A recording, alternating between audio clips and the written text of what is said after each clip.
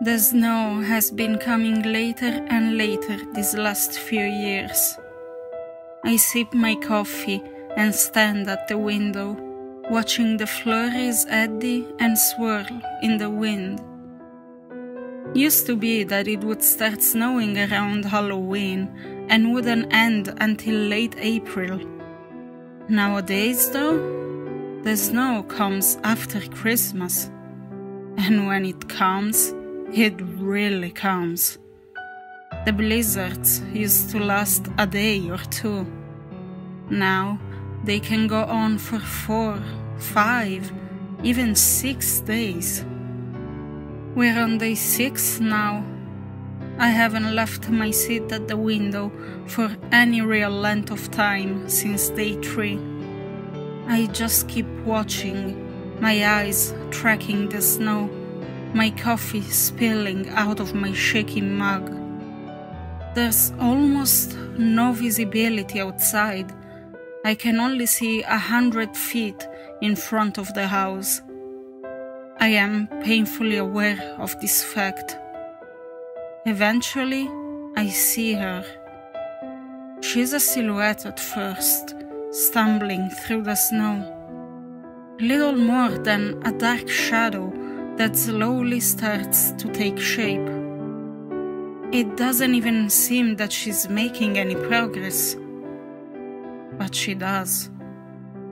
Soon, I can make out her face. It's as white as death, framed by long black hair. Her eyes are white and clouded over. Her arms are bare. She's wearing a white shift and nothing more. She should have frozen to death by now, and yet she walks. A little more, and I can see her bare legs. She stands and sways. She takes 2 steps forward and 1 step back. Pause. 2 steps forward, 1 step back. She's getting closer to the house now. Her sightless eyes are fixated on me through the window. I don't know what she is or where she came from. I don't know what she wants. All I know is that every time it snows, she comes back. When the snow stops, she disappears. She's almost to the window now. In another few minutes, the only thing separating us will be the glass. I really hope it stops snowing.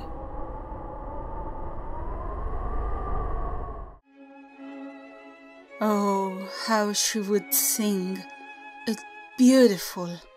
When we were together, Arya sang at the top of her lungs. In bed, in the bath, in the kitchen. All the time she sang, mouth wide. Sometimes she would sing so loudly and for so long I think she passed out. I would laugh about it and she would get angry at my laugh. I delighted in it. I had to soundproof apartment so the neighbors not hear singing. Her singing was for me only. Her singing was like medicine on my fever soul, my broken soul. Her singing healed me, at least as much as I could be healed. I apologize. English not my mother tongue. I do not mean sing. I mean scream.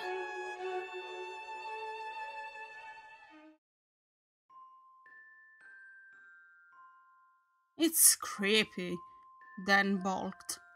It's cute, Julia countered. Besides, it's fun. I mean, geez, Scrooge, where's your Christmas spirit?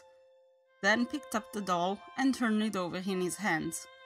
It was the prototypical Christmas elf, as imagined by Hollywood, in a red onesie, Santa hat, and painted on pearl green. I just don't understand the point, he continued. It's a Christmas elf, a scout for Santa, actually. We leave him somewhere and then move him during the night as though he moved himself for Annie to find in the morning. The story goes that he reports back to Santa every night on whether the kid was good or bad and then returns in the morning. But he's a prankster too. You should see some of the insane things that people are doing with this thing online, posing it in all manner of crazy situations. Julia pulled out her cell phone to show Dan some of the Pinterest images she had seen. So, Dan was still dubious. You think it's a good idea to introduce another mythical creature to our daughter's reality? Santa, the Tooth Fairy, and the Easter Bunny aren't enough. We need to add something else that she'll find out is a lie as she gets older? You gotta be kidding me, Dan. When did you get so damn cynical? Julia walked to the other side of the kitchen island and kissed her husband on the cheek. So, you think we should just completely rob our child of her sense of magic, quelling her imagination in the process? Her husband kissed her back and began looking at the pictures of all the absurd poses parents had put the doll in. It did look kind of fun. At least you're not going to be dramatic about it, he teased while scrolling through her screen. So, what's its name? He doesn't have one yet. Annie's supposed to name him when we give it to her. There's a book that goes with it. Explains the whole deal, if you can deal with the rhyming. Dan chuckled. Besides, I'm not asking you to do anything other than play along. I'll take care of all the elf stuff. Julia did the air quotes as well. Just don't be a dick. That can be your Christmas present to me. Not being a dick? Exactly. Just then, they heard the squeaking brakes of Annie's school bus out front, and after a moment, the front door slamming shut. They both snickered. It didn't matter how many times they asked her not to slam the front door. She always did. It was as predictable as the sun and the moon. "Don't slam the door!" They both hollered out in unison, smiles on their faces. "Mommy! Daddy!" Their beautiful 6-year-old daughter came bustling into the kitchen, unceremoniously depositing her Adventure Time backpack on the floor in the process. It was the first year they had let her ride the school bus, even though she had been begging to do so for the last 3, and every time she got off of it, she was in the best mood. Her parents knew the novelty would wear off eventually, but not anytime soon, as the act of transportation with her friends from class instead of her mom or dad, which was all she had ever known, was still new and exciting. "Elf! Elf! Elf on a shelf!" she screamed when she saw the doll in her mother's hands.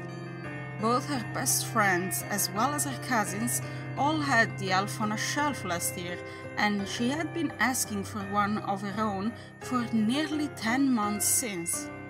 Julia handed her the doll, and Annie gave it a big hug, all while muttering, "Elf on a shelf," over and over again to herself. Julia looked at her husband with a smug smile. "Still think it's a bad idea?" Dan could only shake his head and smile. "Whatever, dear, but this is your deal, not mine." He put her phone down and took a sip of his coffee. Julia turned her attention back to Annie. "You have to give him a name now, baby. Do you know what you want to name him?" Annie pulled the elf back from the hug and inspected him reflectively. She thought aloud. "Maybe Chester. Yeah. No, Chesty. He can be Chesty." then chuckled again and offered, "How about Chet?" Annie mulled it over, treating it as the important decision that it was. Chet. Wanna bet? Chetty. She was testing it on her tongue. Chetty, Chet. Okay. Yeah, Daddy, that sounds good. She held the doll above her head and announced, "Everybody, ladies and gentlemen, I wanna let everybody meet Chet. Chet will be my new little brother. Right, Mommy?" Julia wasn't sure where that was coming from. "No, sweetie, don't you remember? Chet works for Santa Claus. He's going to be telling Santa whether you've been good or not. Every night after you go to sleep, Chet goes to the North Pole to tell Santa everything you did all day. You can tell him things if you want, like what you want for Christmas, but once we put him somewhere, we're not supposed to touch him." Annie didn't seem certain. The words "not supposed to touch him" were coming across as gibberish for some reason. "Why don't we go and read the book again? Would you like that?" Annie nodded, her uncertain look giving way to the smile that melted hearts. "Okay, baby, go change out of those clothes and I'll fix you a snack.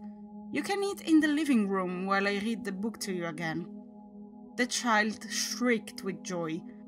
On top of the story, she would get to participate in the rare and exotic act of eating in the living room. She couldn't remember the last time she had gotten to do that. Annie flew down the hall to her bedroom, Chet still in hand, and they laughed again. Their baby would never cease to be a fantastic form of entertainment. The rest of the evening went without surprises, and Annie was in bed and asleep by 9 o'clock. Her bedtime was 8:30 for the longest time, but as she got a little older, they found that even if she was in bed on time, Annie wouldn't actually fall asleep till around 9. If they let her stay up for that half hour, she would still fall asleep at that time, so the extra 30 minutes became family time with board games, Legos, and stories.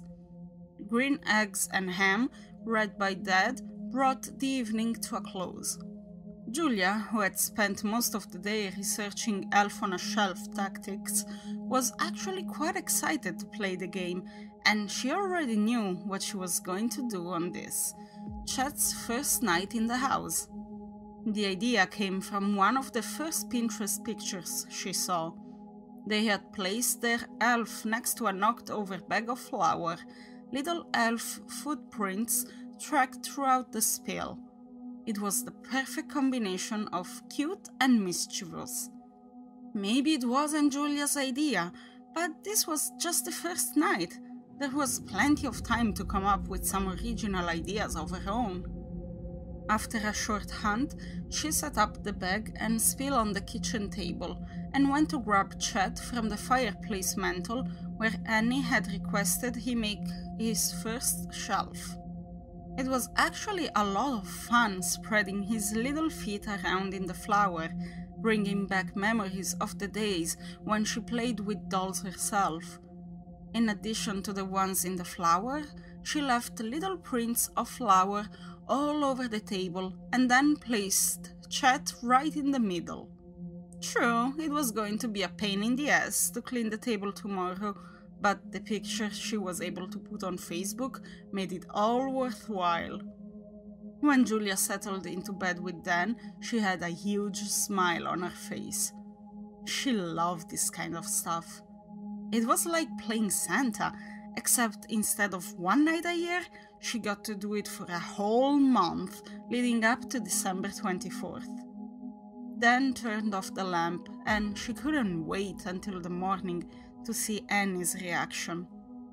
Tomorrow was Saturday, so Annie would probably be the first to get up.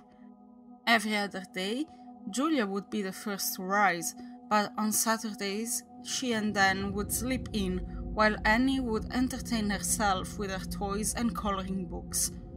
Julia let sleep carry her away while visions of elf poses danced in her head. "Mommy!" Annie came storming into the room, and Julia's first thought was that it was way too early for her to waken them up. "Chet really did move last night."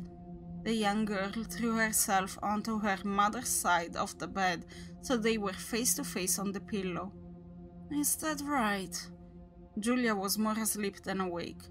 "Yeah, Mommy, he really did go to the North Pole and talk to Santa Claus. Isn't that amazing?" "Amazing, baby," Julia agreed, her eyes still closed. "You can't get mad at Chet, Mommy." Julia smiled at the child's face, even though she was only seeing it in her mind. "Why would I get mad, baby?" Her daughter went quiet for a moment, obviously mulling over the way to present Chet's bad behavior. "Well, you see, Chet kind of got into your baking stuff." "Oh yeah?" Julia mused. "Yeah, I'm sorry, Mommy. I can help clean the mess." "That's okay, baby." She was such a sweet child. "Mommy will clean up after Chet." "Okay, Mommy, thank you." Chet walked through the sugar stuff and then tracked it everywhere. "Yeah?" Julia prompted. "Yeah, he tracked all over the table and the hallway, all the way to my room. He's in my rocking chair now." Julia's eyes shot open in surprise, and she had to fight the instinct to slap a still sleeping Dan in the head. He said he didn't want anything to do with the elf. Part of her was pleased that her husband had decided to play along, but more than a little irritated that he hadn't included her in his plans. When the hell did he do it anyway? Dan was not the type of man to wake up during the night. She couldn't even remember the last time he had gotten up to pee. "Well," Julia said as she sat up, "I guess I'm awake now. You want some breakfast, sweetie?"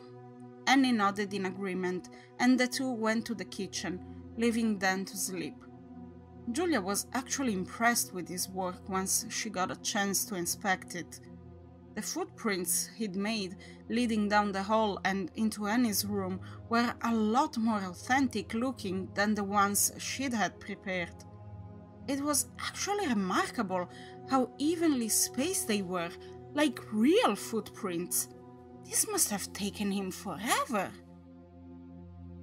Later that afternoon, Annie was playing in the backyard with the neighbor's daughter, while Dan and Julia enjoyed coffee and their computer tablets on the back porch.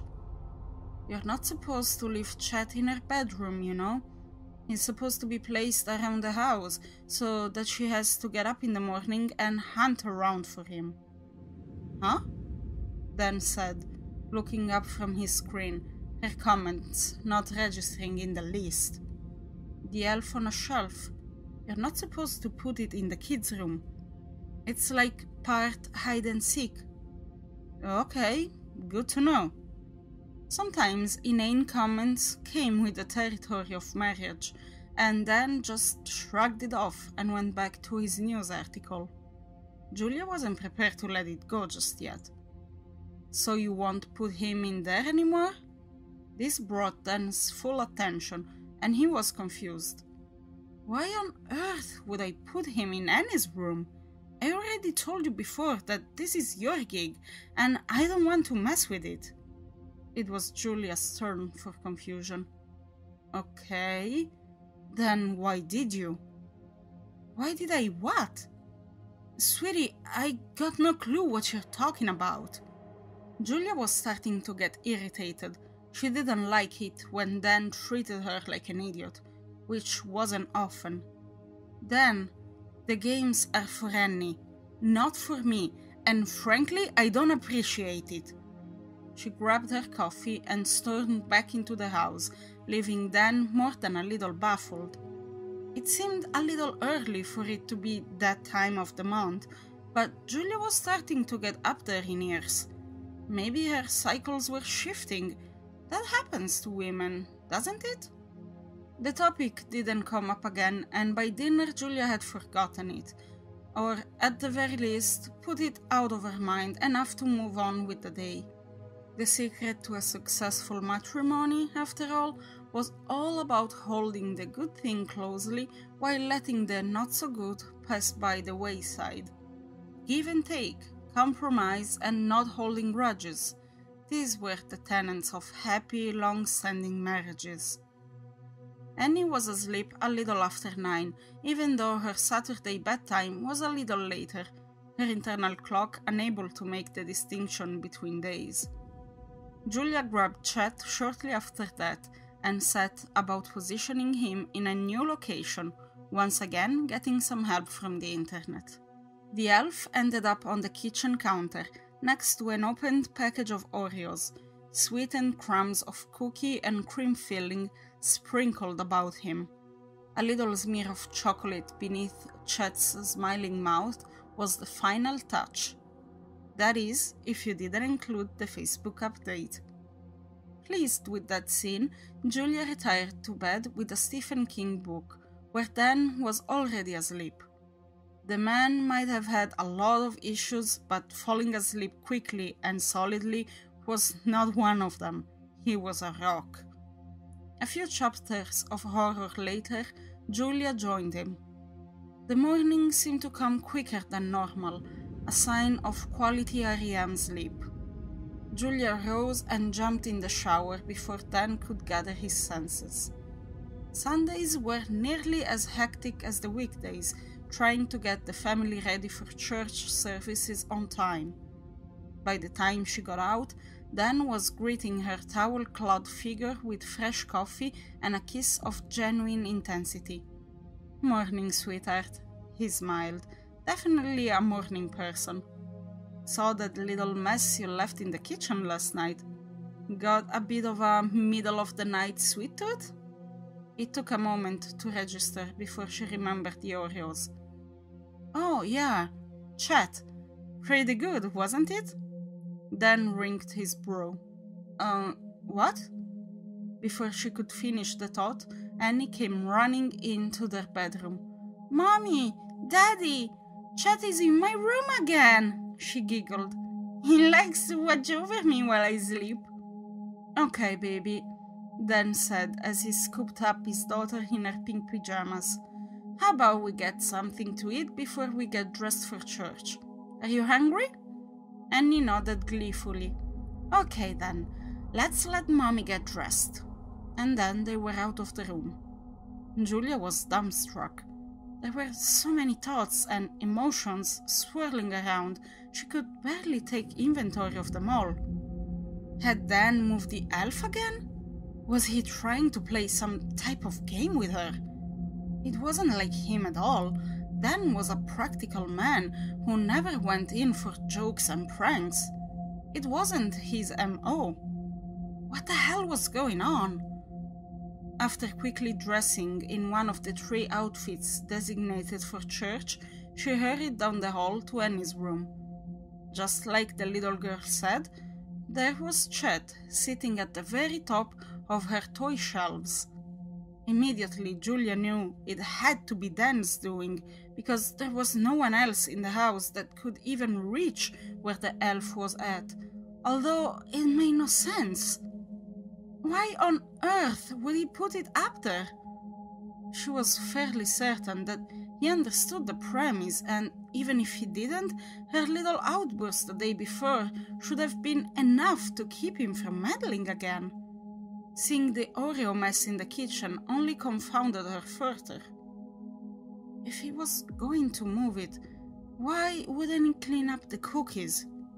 She stared intently at her husband as he doted on Annie to see if he would give himself away, a sly smile or knowing wink or anything.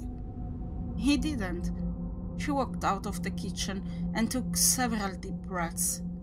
She desperately wanted to pull Dan aside and let him have it, but she knew she couldn't. It was a stupid thing to start a fight over for one, But the biggest reason to hold her tongue was an agreement they made the day Annie was born, that they would never again speak negatively to each other in her presence. They had both come from broken and troubled homes, thence a little more violent than her own, and they each swore long before they met that their children would not go through the same. So she kept her mouth shut and went on with the day, business as usual, even though it continued to be a thorn in the back of her mind. The day might have been perfect otherwise. After church, they had lunch with the Watsons and their son, who was the same age as Annie. When the elf on the shelf came up in conversation naturally, thanks to Annie, Julia was quick to change the topic. She was definitely not prepared to go through the ordeal with their friends. After lunch, the two families went to the Cineplex to see the newest Star Wars movie, and then to the mall for Christmas shopping, at least for the women. The men somehow ended up at the only establishment in the mall that served beer. Doubtful a coincidence. 8 full shopping bags and a nice little buzz later, they returned home for the evening. Both Annie and Dan were asleep by 8:30, one from fatigue, one from beer, and Julia set forth to put her plan in action. It was fortunate that Annie could sleep through just about anything, because Julia made more than a little racket, bringing the step stool in to retrieve Chet, and then the additional 20 minutes she spent digging through Annie's closet for her secret weapon. She returned to the living room with the doll and a teddy bear nanny cam they had long since quit using. She took no time preparing a ridiculous scenario this evening. Why bother if Dan was just going to mess it up anyway? The elf on the shelf went on the fireplace mantle, nothing special, and the nanny cam, fresh batteries intact, went on the bookshelf directly across the room. This time she was prepared, and when he denied messing with her, she would have the proof. With a smug smile, she surveyed her work, wishing there was someone there to pat her on the back. After changing into her PJs, she tried to let Stephen King put her to sleep, but found herself rereading the same paragraph over and over, unable to get her mind off busting Dan.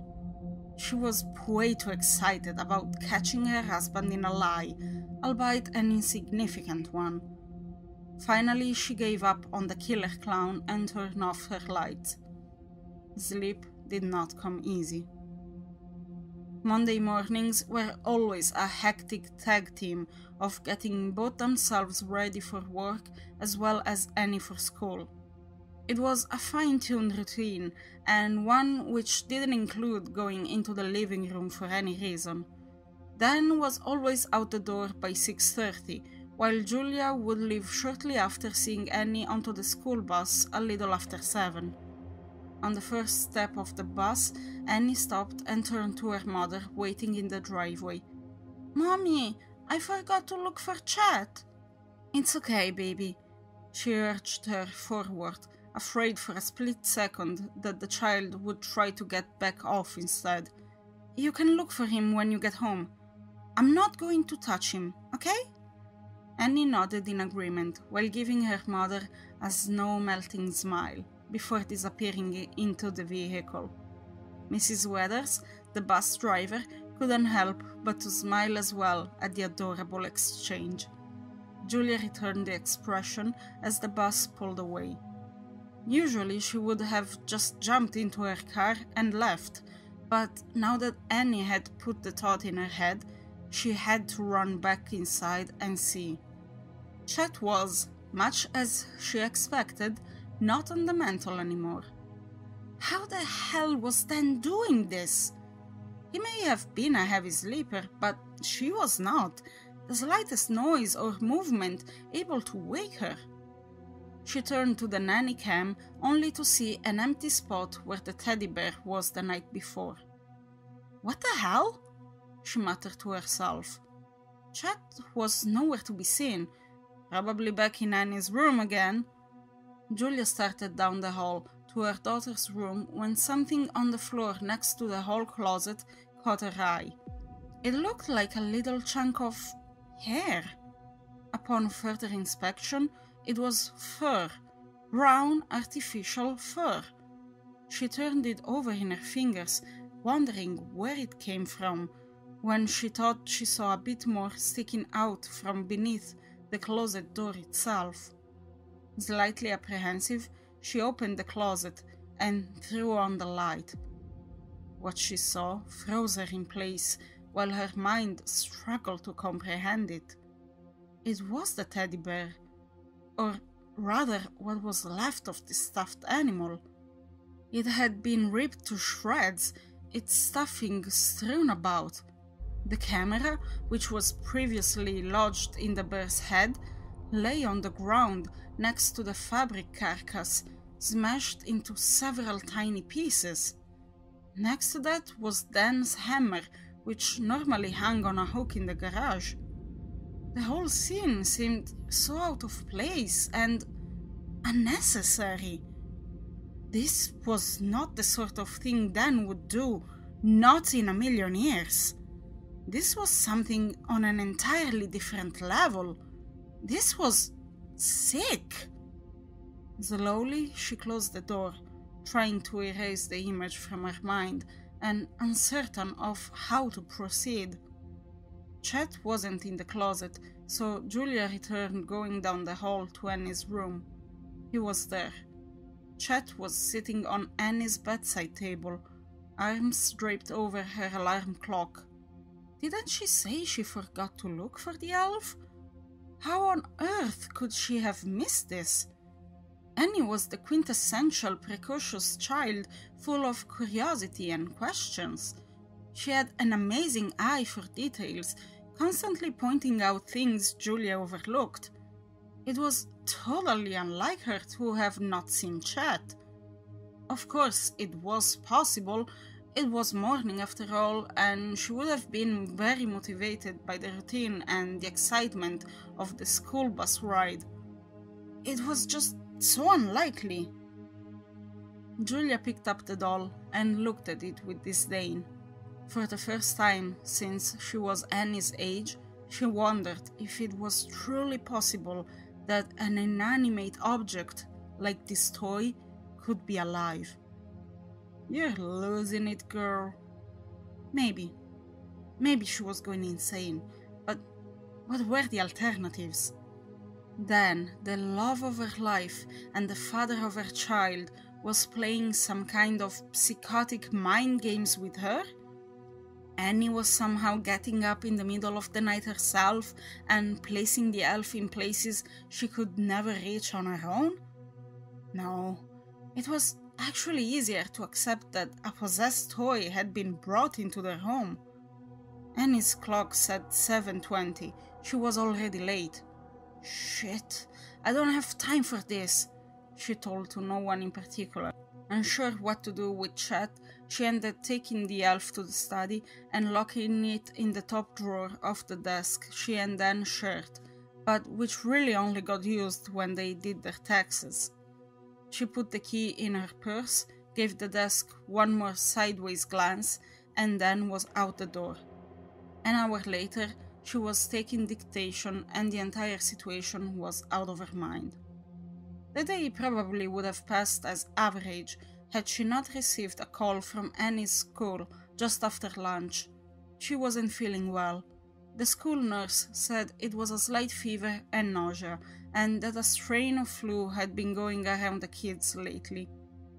It was a little after 2 when they pulled in the driveway, after having been to both the pediatrician and the pharmacy. Annie was in a fetal ball in the back seat, halfway to unconsciousness. It broke Julia's heart to see her like that, so small and fragile looking, her heart-warming, ever-present smile absent. Parenthood could provide some of the best, most amazing moments a person can experience in this world, but it can also scare the living shit out of you. Just seeing your child sick could be terrifying And Annie only had the flu. Julia couldn't fathom the pain if it were worse than that. It was part of the reason they had given to St. Jude every year since Annie was born. It didn't take long to get Annie into her pajamas and under the covers. In the weakest voice imaginable, she asked for a story, but was asleep before Julia got past the first page of Where the Wild Things Are. Kissing her head gently and closing the door quietly behind her, Julia went to the kitchen to start a pot of coffee. It wasn't even 3 o'clock yet, and she was exhausted. If she was going to make it through dinner, she would need a little caffeinated help. She didn't make it to the coffee pot, however, as the mess in the kitchen floor impeded her progress. The silverware drawer had been pulled out, its contents spilled about the floor in an unusual, if not deliberate, fashion. The forks, spoons, and butter knives were all set end to end, angled in haphazard fashion to create several uneven box designs of varying sizes. It was odd, for sure, but what really stood out, as well as being the most disturbing aspect, was the steak knives. They had a collection of 10 very classy, very sharp steak knives, which were now embedded in the floor like little gravestones. Surprisingly, her first reaction was relief. There's no way Dan could have done this. That only lasted for a second before the appropriate degrees of panic set in. She pulled one of the knives from the floor and began to scan the room, fighting to keep the thought at bay. Was someone in the house? They had an expensive alarm system, so it should be unlikely. It was still on and in working order as far as she could tell. But if no one broke in, who could have done this? Her eyes flickered towards the study. Chet. That's not possible. It shouldn't be possible, at least. Slowly, avoiding the creaks in the floor, Julia made her way to the study. She could see the desk the moment she turned the corner, and her heart froze in her chest. The locked drawer was sitting wide open. As crazy as she might have looked doing it, Julia treated the room as if a 10-inch doll might come running at her from any angle. She looked under the sofa, chair, and tables. She looked behind and through the bookshelves before she came to the desk. The wood around the drawer was chipped and broken, a lot of force obviously used to break it open. The elf, much as she feared and somehow expected, was nowhere to be seen, and her head began to swim. This couldn't be real. At some point in the last 20 minutes, she stepped into the Twilight Zone or an alternative dimension, more at home in one of the Stephen King stories she loved. Maybe that was it? Maybe all the horror she had been reading for the last 20 years finally pushed into a psychotic breakdown? The sound of glass breaking in the kitchen broke her spell, and Julia spun on her heels at the noise. Checking on it wasn't her first instinct, however. It was her daughter, lying sick at the other end of the house, and whatever made that noise was between them. The study had doors to both the kitchen and the hall, and Julia, with as much stealth as she could muster, edged her way to the hallway. The view of the kitchen wasn't extensive as she slid past, and other than the silverware art, nothing looked out of place. Inches from being at the threshold of being able to see around and out into the hallway, she was frozen yet again by another noise. This one significantly more disturbing than the shattered glass. It was the pitter-patter of little feet scurrying down the hall. Really little feet. It was a distinctive sound, bigger than a rodent, and with a different cadence as well. Julia knew the moment she heard it. It was the damn elf on a shelf. It was Chet. Julia peered around the corner, just in time to see Annie's bedroom door slam shut at the far end. That little son of a bitch! Maternal instincts kicked her into action, and she flew into the hall, her socked feet sliding on the wood floor, pushing her into the dining room. Bracing herself against the dining room table, she tore off her socks and sprinted to Annie's door. It was locked. No, no, no. Please, God, no. Julia gave the fire axe in the garage a moment's consideration before casting the thought aside. If it was at all possible, she wanted to get Annie out of this situation without scaring her, as she was at the perfect age for being scarred for life, and seeing her mother tear through her bedroom door with an axe like a scene from The Shining would most certainly do that. She flipped on the hall light and examined the doorknob. It was a simple interior knob with a lock on one side and a small hole in the other. It had been a long time, but she remembered the trick and sprinted back to the kitchen junk drawer for a paperclip. The entire process of finding the clip and opening the door took less than a minute, made all the more difficult by the tears that were pooling in her eyes. So help me God, if you hurt my baby. She opened the door quietly, but quickly. Annie was fine, still curled in a little ball under the blankets in a fevered sleep. Chet was there too, laying on the pillow next to the back of Annie's head. There was no movement from the toy, but a couple steps into the room revealed the kitchen knife, resting next to its hand, between it and her baby. Julia took slow, deliberate, minefield steps, fully expecting Chet, with his lifeless eyes and painted-on grin, to spring to life at any moment and jam the sharp end of the blade into her innocent child's skull while she slept unaware. The last time she put the knives away, she accidentally sliced her finger. She knew how sharp they were. Laser cut, the salesperson guaranteed they would never grow dull. She was only 6 steps away from being able to scoop up her daughter and flee this madness. 5 steps.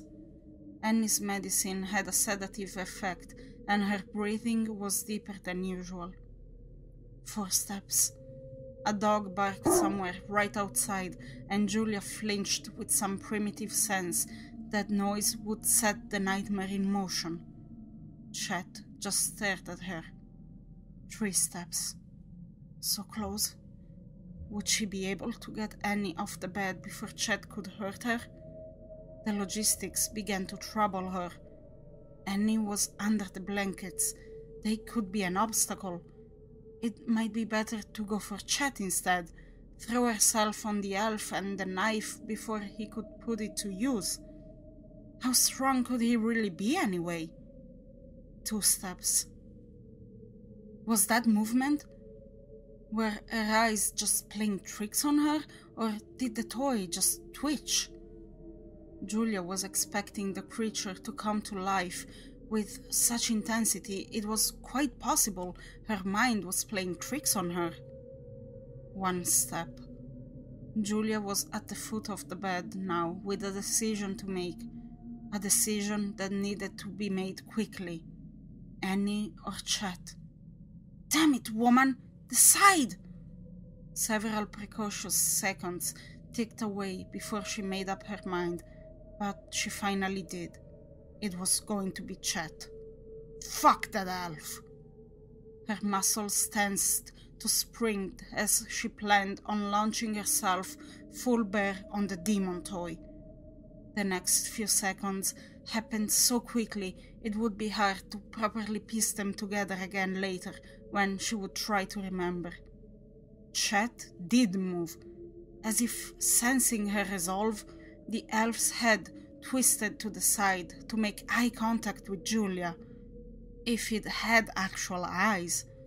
The motion made that much worse with the knowledge that the toy wasn't designed with bendable joints. Unlike Barbie or G.I. Joe, Chet's neck shouldn't have been able to do what it was doing.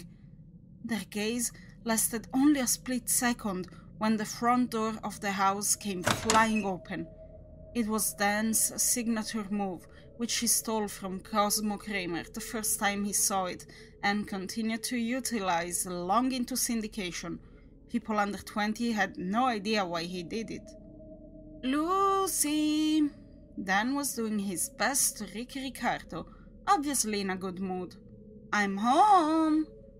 The commotion was enough to make Julia look over her shoulder instinctively, and when she turned back to the bed, Chet was gone. In a state of unbridled terror, Julia screamed at the top of her lungs, waking Annie and sending Dan running. You think I'm crazy? Julia was pulling the sheet up to her head to hide the tears that were coming for the umpteenth time that evening. Dan was climbing into bed with her. I didn't say that, sweetheart. You said I need to see Dr. Simpson. I said we should consider it. I don't think you're being fair to yourself if we don't consider the possibility that something happened in your mind. I mean, baby, you realize what you're asking me to believe, right? Not wanting to look her husband in the eyes, she turned to her side, putting her back to Dan. I didn't imagine it. It happened and you don't believe me. Baby, his voice was as soothing as he could muster. I believe that you believe it. Julia spun around again to look at him. What about the silverware? What about the knife and the damn bear? You think I did those things and what, forgot about it? Blocked it out? I mean, really, Dan, what are you saying? I, for no damn reason whatsoever, had a psychotic breakdown over the last 3 days, culminating with my placing a knife on our daughter's pillow? Is that what you're saying, Dan? He sighed and put his hand on her shoulder. She was quick to push it away. I searched every inch of this house, inside and out, Julia.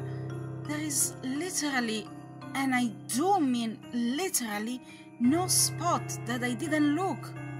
Where is this Chet now? It's not in the garbage, it's not in any drawers. I'm telling you, I checked everywhere. You saw me. That just verifies what I'm saying. The little piece of shit ran away. He's hiding, waiting around here somewhere. I know it. Would you listen to yourself? You sound... He trailed off. Crazy? Julia finished. What about the bear then? You think I could have ripped it up like that? With scissors? And the camera? The hammer? Julia shot upright in bed, eyes wide and wild. The camera! She screamed again. The camera! The camera! The camera! She swung her feet into her slippers and scampered out of the room, leaving a befuddled Dan behind. When a couple minutes passed without her return, he put his own slippers on and sought her out, finding her at the kitchen table with her laptop computer. You want to clue me in? He asked as he pulled up a chair next to her. The nanny cam came with a website subscription which I think automatically renews. I don't think I ever remember to cancel it. She was in the process of recovering her password for the website. Okay, and? Dan pressed. And the website keeps a copy of the video. What video? All of it! She smiled for the first time all night. As long as it's recording, a copy of it is streamed to the cloud. Our hard copy re-records every 24 hours, but it's still saved online. Aha! She apparently found what she was looking for, and a minute or so later they were watching full-screen copy of their fireplace mantel and the elf on a shelf upon it. They watched their lifeless living room for a few minutes before Dan was asking her to fast forward. Okay, she agreed, and then they were watching at 8 times the normal speed. Another minute, and then Chet was gone. Whoa, Dan exclaimed. Go back. Julia found the spot, and they watched the video that validated Julia's claim as unthinkable as it was. The elf on a shelf stood with frighteningly lifelike movements and leapt to the floor. A full minute passes when the nanny cam begins to move, being dragged into the hall closet with the occasional red one-sided limb passing through the shot. The video goes black as the door to the closet is closed behind it, but they could still hear ripping and, finally, smashing. Julia and Dan looked at each other in wide-eyed horror, no semblance of disbelief remaining, and then, slowly, around the room. Julia was hoping Dan would spring into action, that he would know what to do, but he looked as terrified and transfixed as she had been at first. A noise from the other end of the house broke their spell as well as the silence. It was a slamming door, Annie's door, and it was followed by the screams of their child.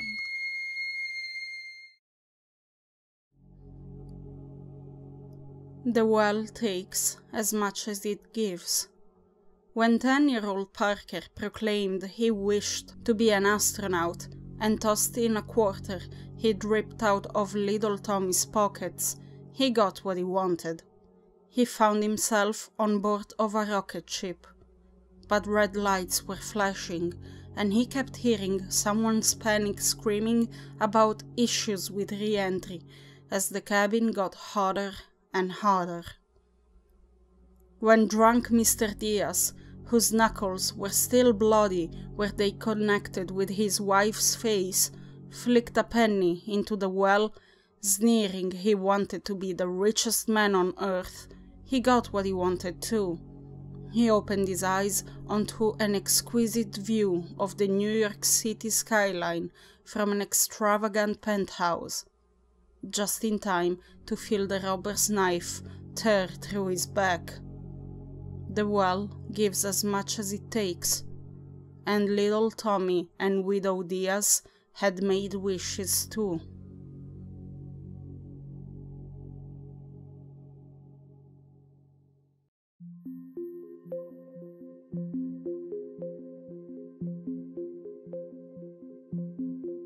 I knew you in just 6 minutes, Rebecca read aloud from the pamphlet in her hands.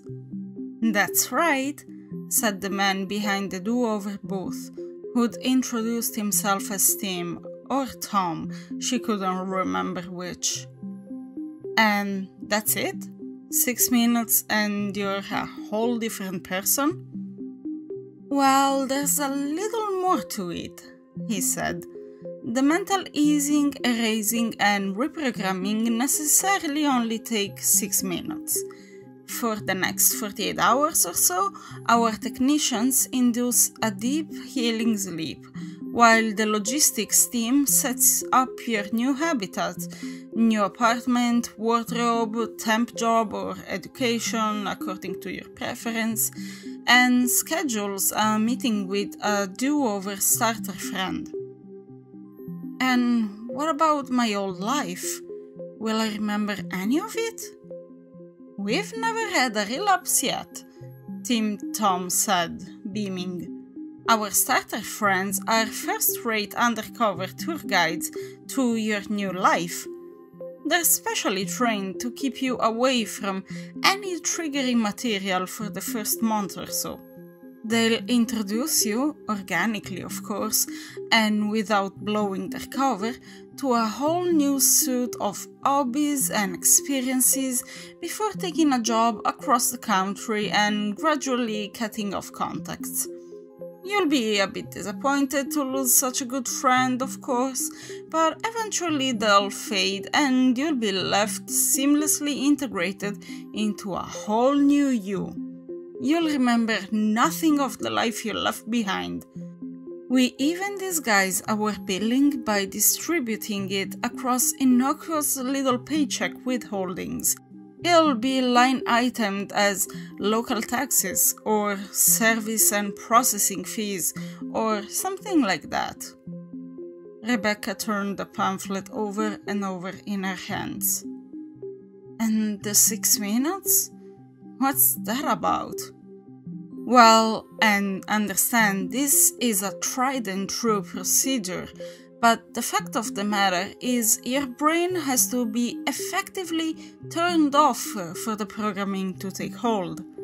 The adult human brain can only function for about 6 minutes before brain death occurs, so we have to get in and get out in the time it takes to play sympathy for the devil. Rebecca grimaced at the pamphlet and then at Tim Tom. His big blue eyes crinkled at the corners. Well, thank you for your time. If I may, said Tom, could you just do one thing for me? I really need to. Just one quick thing? Can you check your purse for a little pink and purple card?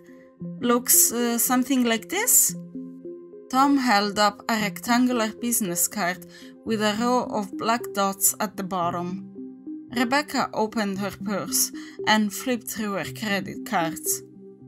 Sure enough, she found a crinkled pink and purple card wedged inside. Ah, now, see? You really don't have any excuses now, said Tom, taking the card from her. She noticed that 4 of the 5 black dots at the bottom of her card had been punched out. You've earned a free do-over anyway.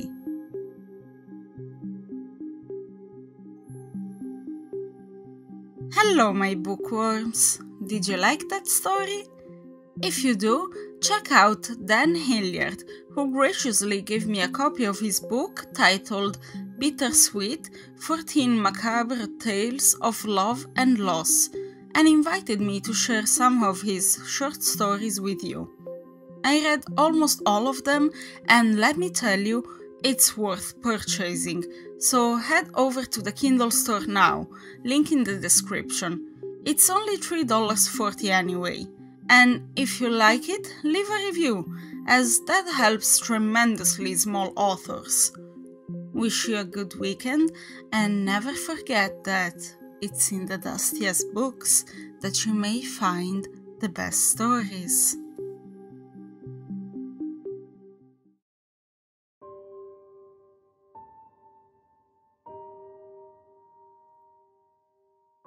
As he walked across the cafeteria of Bellevue High School, Officer Spike Wilson surveyed the devastation.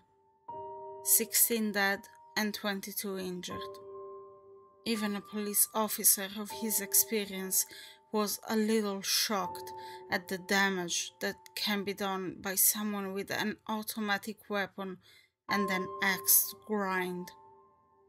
Walking up the hall and into the library, he saw 3 figures clutched together motionless, a horrified expression on their faces and a crimson pool emanating outwards from their bodies.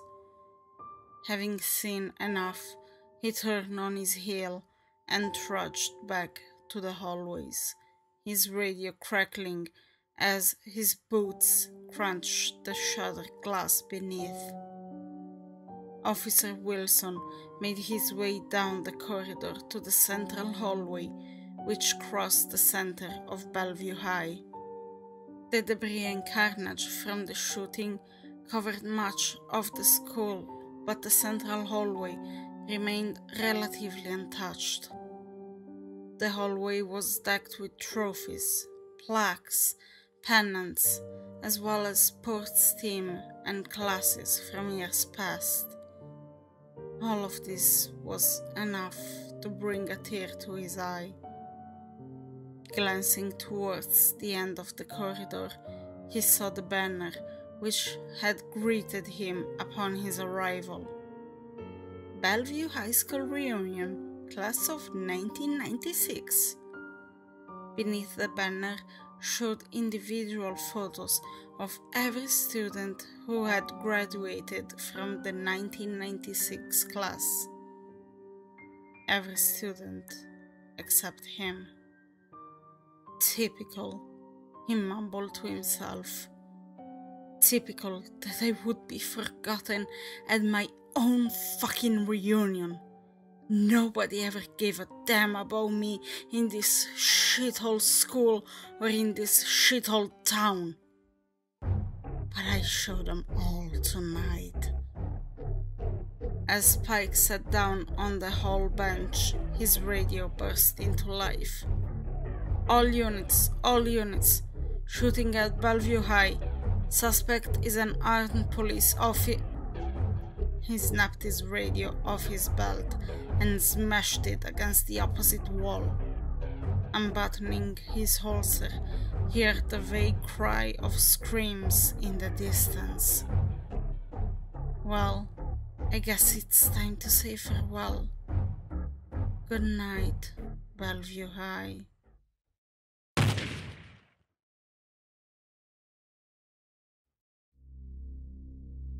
We call them peelers. Some of them are return customers, while others only come in the one time and leave in tears, streaking blood across the diner floor. What they do is called peeling, and it's the new dumb fad kids are into nowadays. I'd rather see them choke on snorted condoms than peeling in our bathroom stalls, because at least the condoms don't make a bloody mess. From what I hear, peeling isn't really a self-harm kind of thing like cutting is. It's more of a rite of passage, the way some kids challenge each other to see who can hold their palm over an open flame the longest. In the case of peeling, instead of a flame, they use a potato peeler and see who can peel off the longest chunk of skin in a single curl. The whole thing is so dumb on so many levels. I can usually tell when a group is about to do it. They shoot each other this conspiratorial look over the tops of the menu they hide behind, and one by one sneak into the bathroom when they think no one's looking. It's usually guys, but some girls do it too. I try to stop them when I can, but I'm not a babysitter and I've got paying customers to serve, so I can't always get involved in their dumb dick measuring contest. I was concerned back when they first started peeling a few weeks ago, but I quickly realized most kids can't handle the pain. They usually only manage to cut a small sliver, about the size you'd scrape off by accidentally slashing yourself with your thumbnail. But I've seen a guy run out of the bathroom with blood-soaked napkins from his wrist to halfway up his forearm. I guess some people handle the pain better than others. The manager joked about putting up a "no skin, no service" sign in the window, but that'd be about as good as a deterrent as candy wrappers on a dick. I thought I'd become desensitized to the whole thing, more annoyed than concerned, but last night the sick practice was taken to a whole other level. If I seem nonchalant now, it's not because I'm desensitized, it's because I'm probably still in shock. It had been a busy night at the diner, and as a result, I'd not been as vigilant as I could have been. I was running from table to table, dealing with drunks and kids from the high school across the street, coming in for a post-end-of-year dance snack. It felt like half the student body came through our door that night, and by closing time, I was so exhausted and eager to get home, I forgot to lock the door before I flipped the open sign over to the closed side. I was in the back sweeping the floor when I heard the chime of the bell above the door. By the time I got to the front of the diner, there was no one there. I figured whoever had opened the door saw the place was empty and the lights were dimmed, and so they'd walked back out in search of a fast food place. It never occurred to me to check the bathrooms. I locked the front door and went back to sweeping, telling the chef it was nothing. I'd earned the least amount of tips that night, short by a mere $1.50, so it was my job to clean the washrooms while the other waitresses left out the back door. The manager was in his office, looking over inventory or something and waiting for me to finish up so he could lock up.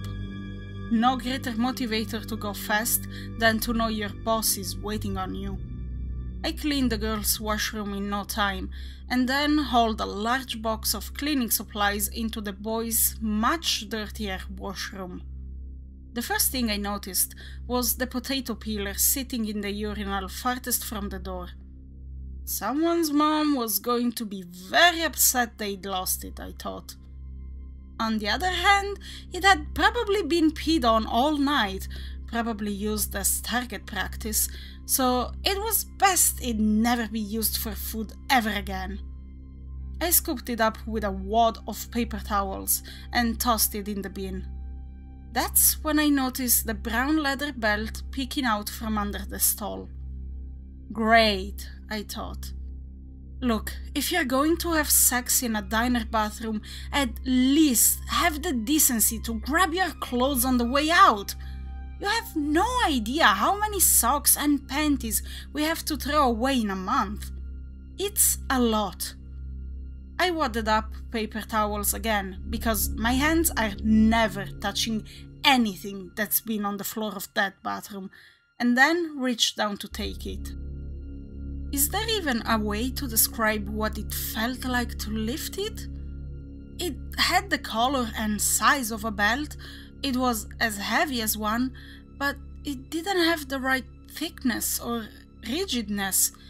It was like grabbing an unspooled fruit by the foot, only it was warm and wet and made a slippery noise as I pulled it from the ground, like the sound of stepping off a fresh turd on a blistering summer day. I dropped it and it went limp on the ground, splattering a light dusting of blood on the tiles and over my feet. It was automatic. I dropped something, so my instinct was to pick it up and not drop it again. I bent over and grabbed the feeble belt, and as I did, I saw it stretched all the way into the stall and coiled around in a messy spiral much larger than any belt. It was more like a stringy blanket. Part of me knew and understood what I was seeing, but as I pushed open the stall door, my lizard brain kicked in and poured a thick syrup of numb disbelief over my mind. I started to pull at the string of skin, unspooling it with ease. I lost the paper towel somewhere along the way, flesh touching wet, slippery flesh as I unraveled the blanket. A single continuous string, like flawlessly peeling a potato in one shot. I didn't even feel sick. I just acted. I just cleaned because that's what I was in the bathroom for. I put this massive mound of skin in a garbage bag and, staring blankly, exited the bathroom with the intention of tossing it in the bin outside. But then I noticed the streaks of blood on the floor I hadn't seen earlier, because the box of cleaning supplies had been blocking the view. Still in shock, I dropped the bag of skin and followed the streaks of blood by gaze all the way down to a booth by the window. In the dim light, I could see a silhouette staring back at me. A puddle was forming beneath him. He peeked out from the side of the booth, and I thank my lucky stars the lights were too low to properly see his face, though my mind constructed the image regardless, based on memories from anatomy class. His movements were lethargic, and he sluggishly raised a hand and snapped his fingers, or he tried to. The sound wasn't a snap, but a sloshing of liquidy sinew against liquidy sinew. He spoke weakly. "Menu, please." I backed away, slowly inching my way to the manager's office. I heard the splatters of children's wet feet running by the pool coming from the sitting area as I breached the threshold to his office. I mumbled something about calling the cops, but I don't think my words made sense. The blood on my uniform spoke on my behalf, and the boss quickly shut and locked the door behind me. We waited in the office for 10 long minutes. Him trying to get more information, me barely able to string a single coherent sentence together.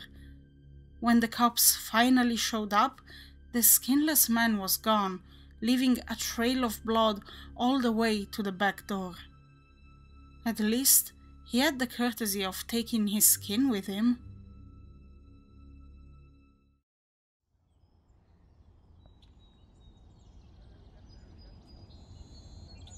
Monday. It's Monday morning, and you know what that means. Time to roll out of bed and head on down to work. But that's not the only Monday blues around. Today's forecast called for clear blue skies with highs in the low 90s and lows in the mid 70s. Make sure you stay hydrated out there because it's going to be a dry day with humidity projected around a measly 15%. The rest of the week is going to stay more or less consistent until Thursday, when we've got some thunderstorms rolling in from the west. We hope you have a fantastic day. Tuesday. Good morning and welcome to Tuesday. If you're listening to this, then that means you survived Monday. Well, make sure to bring a coat today, because it looks like we're going to be getting those end of the week showers early. We've got clouds all across the sky today and precipitation as high as 90%. It looks like these surprise showers have everyone shocked, coming out of seemingly nowhere, but things should be clearing up afterwards, returning to dry, hot weather for the rest of the week. We hope you enjoy the rain and have a fantastic day. Wednesday. We're halfway through the week, but it doesn't look like we're halfway through this tour. Yesterday's showers continue, leaving numerous streets and roads flooded. With flooding and intense winds, we advise you to remain cautious on the streets today, if at all. No one can come up with an explanation for this bizarre weather, leaving even our expert meteorologists baffled. With the mystery showers still raging strong, it's anyone's guess as to what's next. We hope you have a rainy day. Thursday. The showers continue, and we advise anyone listening to stay indoors. We also advise that the faint of heart or weak stomach will tune off the channel, as detailed reports of the rain's effects are graphic.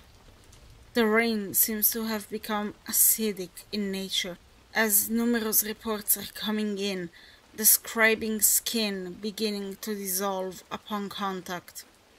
The rain appears to be exclusively corrosive to outer biological tissue, as one report depicted watching a loved one banging on the door as their flesh corroded away, Yet they continued shrieking hours after their skin had liquefied, as their muscular, skeletal, and cardiovascular structures remained intact.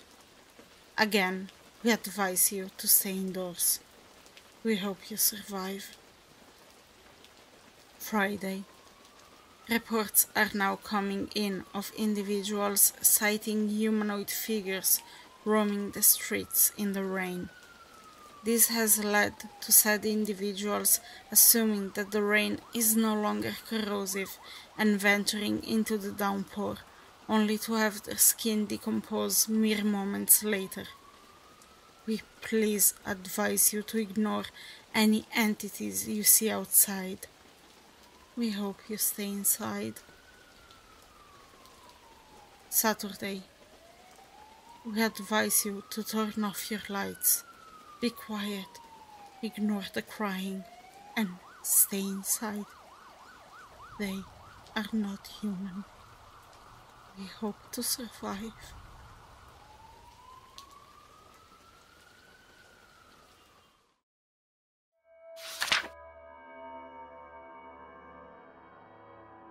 Four years ago, I lived in a very large farmhouse that was converted into 2 apartments.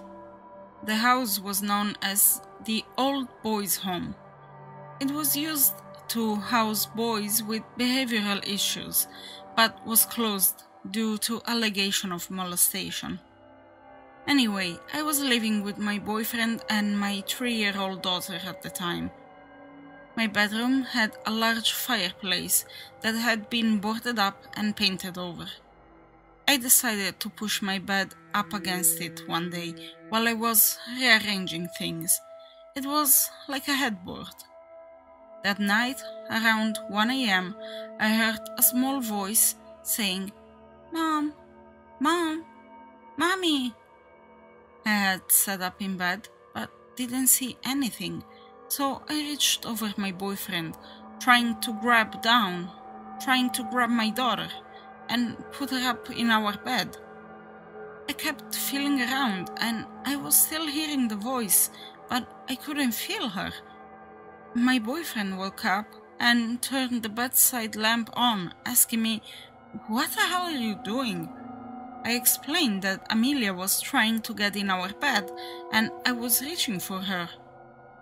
But there was nobody there. My daughter was sound asleep in her room. Then the next night came. Around 1 a.m. again, my dog had started to whimper at our door, so my boyfriend got up to take him outside. You know that feeling in a bed when someone lies down next to you, where the bed pushes in and there is a warmth on your back? I felt that, so I assumed my boyfriend had come back to bed. I rolled over. My boyfriend wasn't in the bed, and I felt the fucking bed release pressure. Whatever was laying next to me has gotten up in that second. I moved my bed by the next day to the other side of the room, and I never had another incident in the 2 years I remained in that house.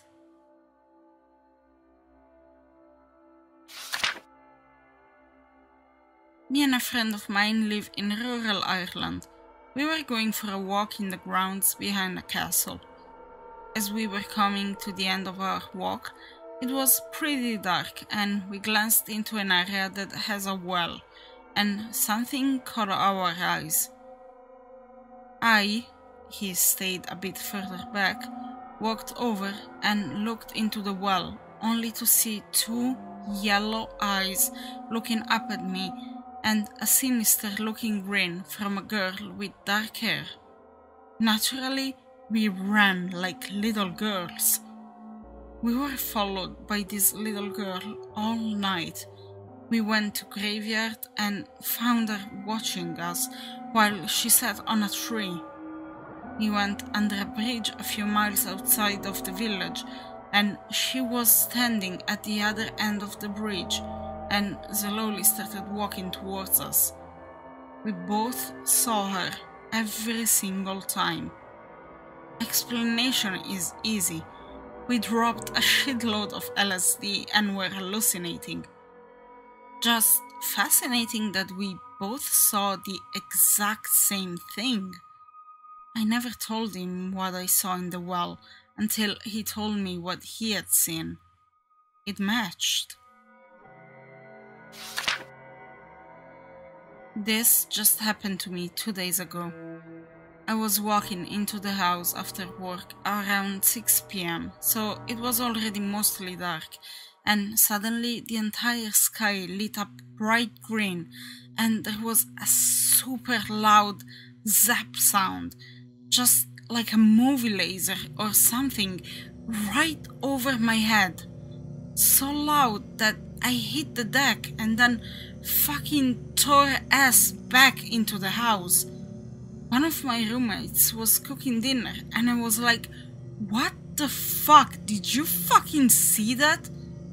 But he didn't. We went back outside. No transformers near or out, no houses, electricity out, no sign of disturbance at all. Now, I'm a rational grown man, a believer in science and always there must be a rational explanation for this guy, but this was truly a mindfuck, and I haven't been able to stop thinking about it since. To this day, I don't know if I was dreaming or not, but I clearly heard someone gently knocking on my bedroom door in the middle of the night. I live alone. I personally have quite a few spooky stories, but my mom has a good one, so I will tell hers. When she was younger, her and a group of friends were driving down a desolate road at night, and there was a house that they passed that had a window lit up upstairs, so they slowed down to look, and she said there was a lantern in the window, and a man and a woman sat facing each other. She then said that a second man wearing a top hat came into view, walked up behind the woman, and started strangling her. At this point, my mom and her friends freaked out and drove off. When they went back to see what had happened, they drove up to where they had seen it happen, and it wasn't even a window they had seen, it was a plastic sheet, so they didn't know what to make out of it, but they all ended up agreeing they had seen a ghost.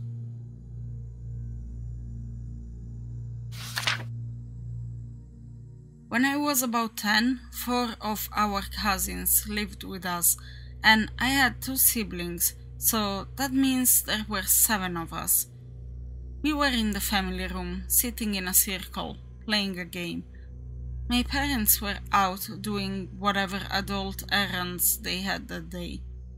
We all heard a voice call out, "Zachary!" It was the voice of our grandmother, and one of my cousins was named Zach. No one heard my parents come home, and they didn't mention they would be getting our grandma, so we all ran out of the room to greet her. We quickly realized my parents were not home, and our grandmother wasn't there either. We even went outside to check, and there was no one in our neighbors' yards either. We were baffled. It was one of many paranormal instances in that house, but this one was experienced by 7 people. The house I grew up in was fairly old, and my dad did some serious renovations to it. I always got the creeps from the attic, which was a full 3rd story, and eventually my dad fixed it up as a kind of 2nd bedroom apartment for me and my older brother. One night, when I was maybe 13, while everyone else was asleep, I heard 3 loud bangs on the wall outside of my room, right next to my head. Important note, the stairs were on the other side of the wall in a traditional Victorian style. Some steps, then a landing, 180-degree pivot, more stabs. So the point on the wall where the bangs were coming from was about 8 feet off the ground. Directly after the bangs, the touch lamp next to my bed started going crazy. It had 4 settings: off, dim, bright, brightest, and it cycled through them without being touched for about 30 seconds, while out in the big open living area our stereo turned on at full volume, blaring some crazy punk album I had just discovered. I quickly ran out of my room and turned the stereo off, not wanting to wake anyone else in my family, and then just kind of sat in my room with a light on until I could fall back asleep. This was probably the creepiest experience I ever had in the house, but definitely not the only one. I had a recurring scary dream. In it, I was at my grandparents' farmhouse, which is over 200 years old. I was dressed in Victorian clothes and in the fields and walking down a strange path, but it felt like I had been there many, many times. I walked through the woods and eventually came to a cabin. It felt eerie, like a presence of death.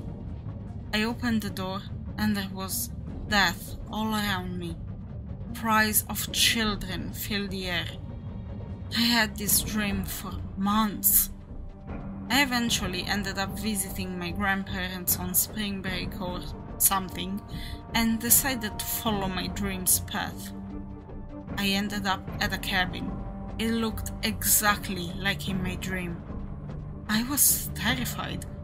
I called my friend to try to shake my fear and cautiously opened the door. There was a burned car seat and burned children's toys scattered around the ground. I felt an awful sense of dread and backed up slowly while trying to catch my breath. I've since tried to look up missing children in the area and have found nothing. I have no idea what it all means, but as soon as I found the cabin, the dreams stopped. Not my experience, but my dad's. He is a nurse, so he has told me some pretty scary stories. Probably one of the scariest was when this one guy was dying from liver failure because he was drunk his entire life.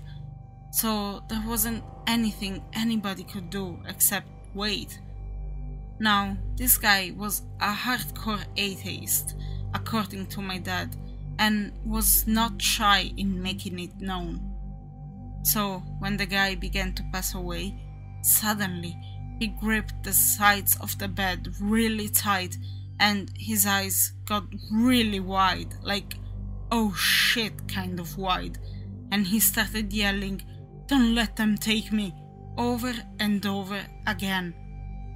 My dad said even after he was dead, they had a hard time getting his hand to unclutch the sides of the bed. It was almost 1 in the morning, and a strange man with a white t-shirt knocks on my door asking for help. After quick deliberation where my father went outside to talk to the man, he told me to lock the doors and get the kids into the room. Upon closer inspection, the man had a faint smear of blood on the t-shirt. When I asked him if he needed aid for the suspected wound, he told me that it wasn't his blood.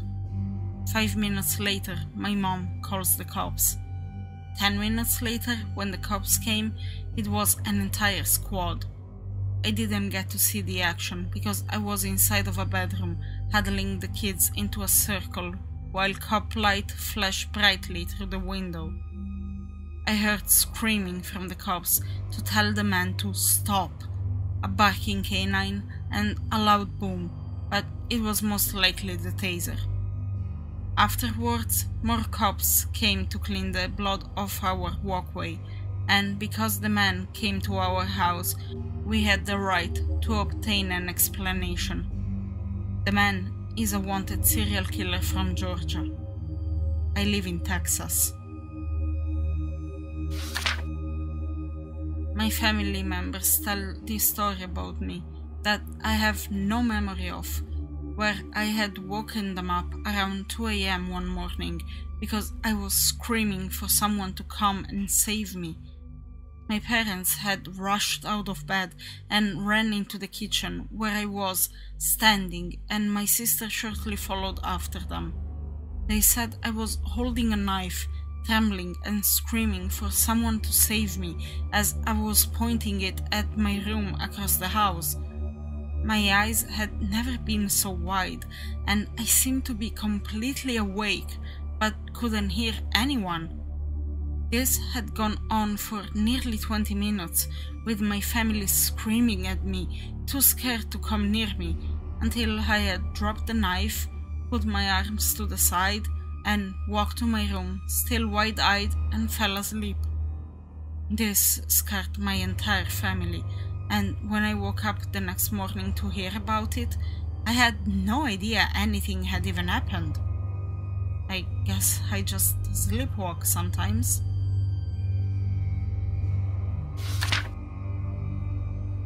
When I was in elementary school during English, our teacher asked us to write scary stories.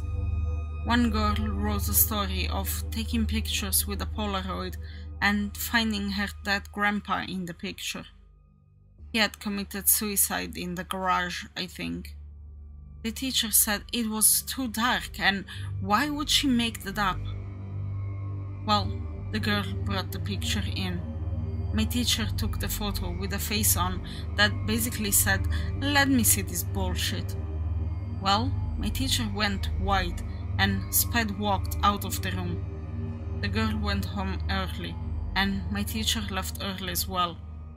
I wish I got to see the picture, but I didn't. The scary part was her reaction. I knew it was spooky. I have a lot more from this house, which I recently moved out of. This was one of the last encounters there. One night, my daughter wasn't feeling well, and she asked for me to sleep in her bed with her. Planning to sneak back in bed with my husband when she fell asleep, I left the TV on a boring channel. Unfortunately, I was tired too and promptly fell asleep with her. I woke up startled, not sure if because I hadn't planned on falling asleep or if it was due to an eerie feeling, with the glow of an infomercial upon us. I look at the foot of my bed and catch a dark figure in the act of reaching toward my daughter. Without even thinking of what the fuck I'm looking at, I shout, "Don't you dare!" and the figure sits back immediately. I remember thinking its sitting posture was akin to a dog's mannerism. I reached to my right to yank the bedside lamp and look back to the figure, but it was gone. I'm 100% sure I was awake during this, and I was freely moving and speaking, so don't think it's sleep paralysis.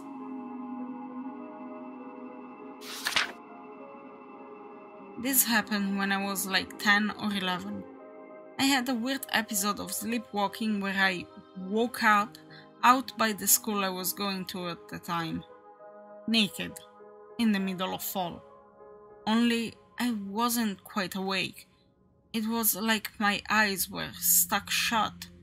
Everything was weird and red and wobbly, kind of like the final boss from Earthbound. It still looked like my town, but it was just completely fucking wrong. Red and black everywhere, nobody out on the street, all the lights off, and I felt something on the back of my neck. I walked back to my house and tried waking up my dad, seeing if he could help. Then I actually woke up, by his bed, and my feet were dirty. I've never told my parents about this because I was too freaked out by it. I don't remember sleepwalking to the school, only half lucidly walking back. It was not a fun time. I must have been about 8 at the time. A couple of friends and I were spending our Saturday at another friend's house. So, a little backstory. She had recently moved into this house. It had a walled-off room, which is creepy in itself. Why does a room need walled off? It had a window. Her dad was planning on knocking into it that weekend. So we were playing outside the house and she looks up to see her grandma at this window. We all seen her and got excited because her grandma would make us the best butterscotch pudding. So we all ran inside to find her mom crying and her dad comforting her. Turns out the grandma had just died in a freak accident. We just assumed that her dad had already knocked into the room, but it hadn't been touched. I have many creepy stories. Living in Scotland, a lot of houses are old, so noises etc. can generally be put down to that, but this one stuck with me. I can still see her face in that window. I once saw a demon-like creature in my parents' room when I was really young. It wasn't paralysis. I was totally lucid and able to move, and really wasn't even that afraid. As I was so young, I didn't immediately associate things that look scary as bad, I guess. Also, I'm convinced the apartment I'm living in is haunted. When I first moved in, I kept having nightmares and daytime visions of a girl who'd hung herself in my bathroom. They gradually went away, but ever since I started the process of moving out, I live in 2 days, things have gotten insane. The closet door keeps opening by itself. I've watched bags in the kitchen and the comforter on my bed shuffle around on their own. I've seen other people in the bathroom mirror, and I've been having increasingly bizarre and vivid nightmares. The one last night involved me getting out of bed, promptly falling back over and having a seizure, something I'm not prone to at all, and I seriously don't know if it happened for real or not. I think whatever is here is upset that I'm leaving. Funny way of showing it. This happened when I was 13 or 14, during the summer break between grades. I had a habit of staying up until around 7 AM playing computer games, not even really feeling tired until I saw sunlight outside. The family computer was in the family room, next to the kitchen, with a hallway going to the back of the house. It was about 2 AM, all the lights in the house were off, except for the monitor of the computer. I heard footsteps coming down the hall from the back of the house towards the kitchen, and I figured it was my mom coming out to tell me to go to bed. I turned towards the hallway and put my hand up between my eyes and the monitor so I could see, and this little girl, maybe 7 or 8, came walking out of the hallway. She was barefoot, wore a white nightgown, had her head bowed down like she was looking at the floor, and had long blonde hair which covered her face. I immediately froze with fear, and she turned towards me, lifted her head and stared at me for a second, then lowered her head again and walked back up the hallway where she came from. My parents have a loose floorboard in the hallway that creaks every time someone steps on it, and I heard that board as whatever it was that I just saw walk back up the hallway. After a minute, just staring at the entrance to the hallway, I turned on all the lights in the house, one by one, leapfrogging my way back to my bedroom. Was riding some trails with my friend and my brother a week or so after a controlled burn. So it was a big empty field at the time. Saw a man in the distance in a red sweater shouting a name. We thought he was looking for his dog. We decided to go and help him. We ride past a small portion of wooden area that was still left and lost sight of him for about 30 seconds, but could still hear him calling the name. Once we got into the clearing again, he was nowhere to be seen. Keep in mind, there is no way he could have ran into the wooded area, as he was at least 200 yards from it. We stopped and looked at each other, and before we could say anything, the bright blue sunny sky turned black and it started to thunder bad and the wind was insane. We hauled ass home and it was sunny by the house about 3 miles away. Crazy. Obligatory my brother-in-law, not me. But about 2 weeks ago, he passed a car pulled over and parked all kinds of junkie in the mountains and started to slow down just to be cautious. Just as he was coming up on a huge cliff on the right, his headlights lit up a dude dragging a screaming woman by the hair on the side of the road.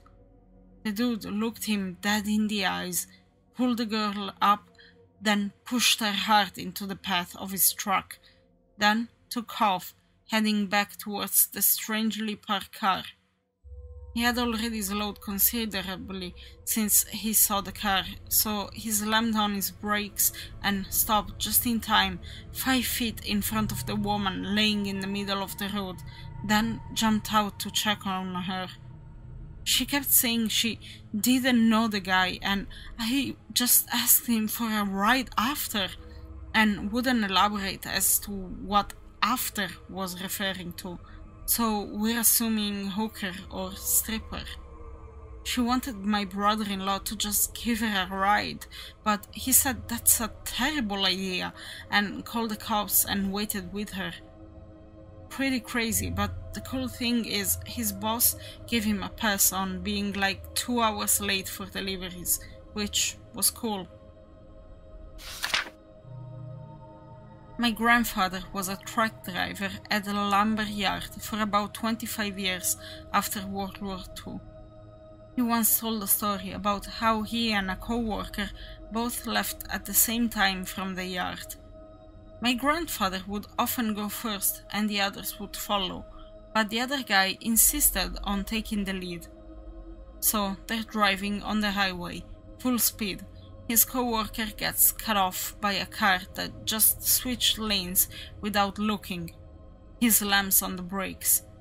My grandfather noted this and, being so close behind, tapped the brakes and was able to do an emergency slide into the left lane without slamming into anyone. The car was rear-ended by the truck.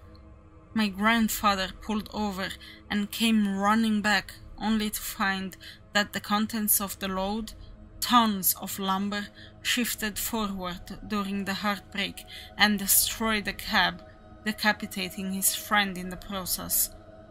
While my grandfather was no stranger to such sights in the war, especially as someone who fought on islands in the Pacific, he said this was especially tough on him, since when you're in war, you prepare yourself for this kind of thing.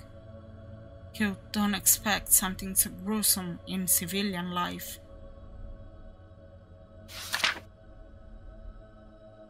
Once, when I was driving from Texas to California, in the middle of nowhere, up ahead I saw flames. As I got closer, there was a car in the middle of the road on fire. Normally, this wouldn't be very creepy, except for the fact that I was in the middle of the desert and had been driving for hours through it. There was no one and nothing around for miles and miles. I was in the middle of a wasteland. I got out, of course, to check and see if someone was in the car. No dice. Then I thought I heard something in the trunk. a couple of banging sounds. Of course, it could have been something in the trunk, maybe exploding, but I couldn't shake the feeling that maybe someone was in it. The fire was way too hot for me to get in there and try to open it. Whipped out my phone to try to call 911, but had no signal. At that point, it occurred to me that I may have just stumbled across a murder, that the person who did this might be watching. So I got the fuck out of there. As soon as I had signal, I called the police and told them everything that I saw. A few hours later, they called me back to confirm the area I was in. They didn't find shit. So, yeah, that's my creepy story.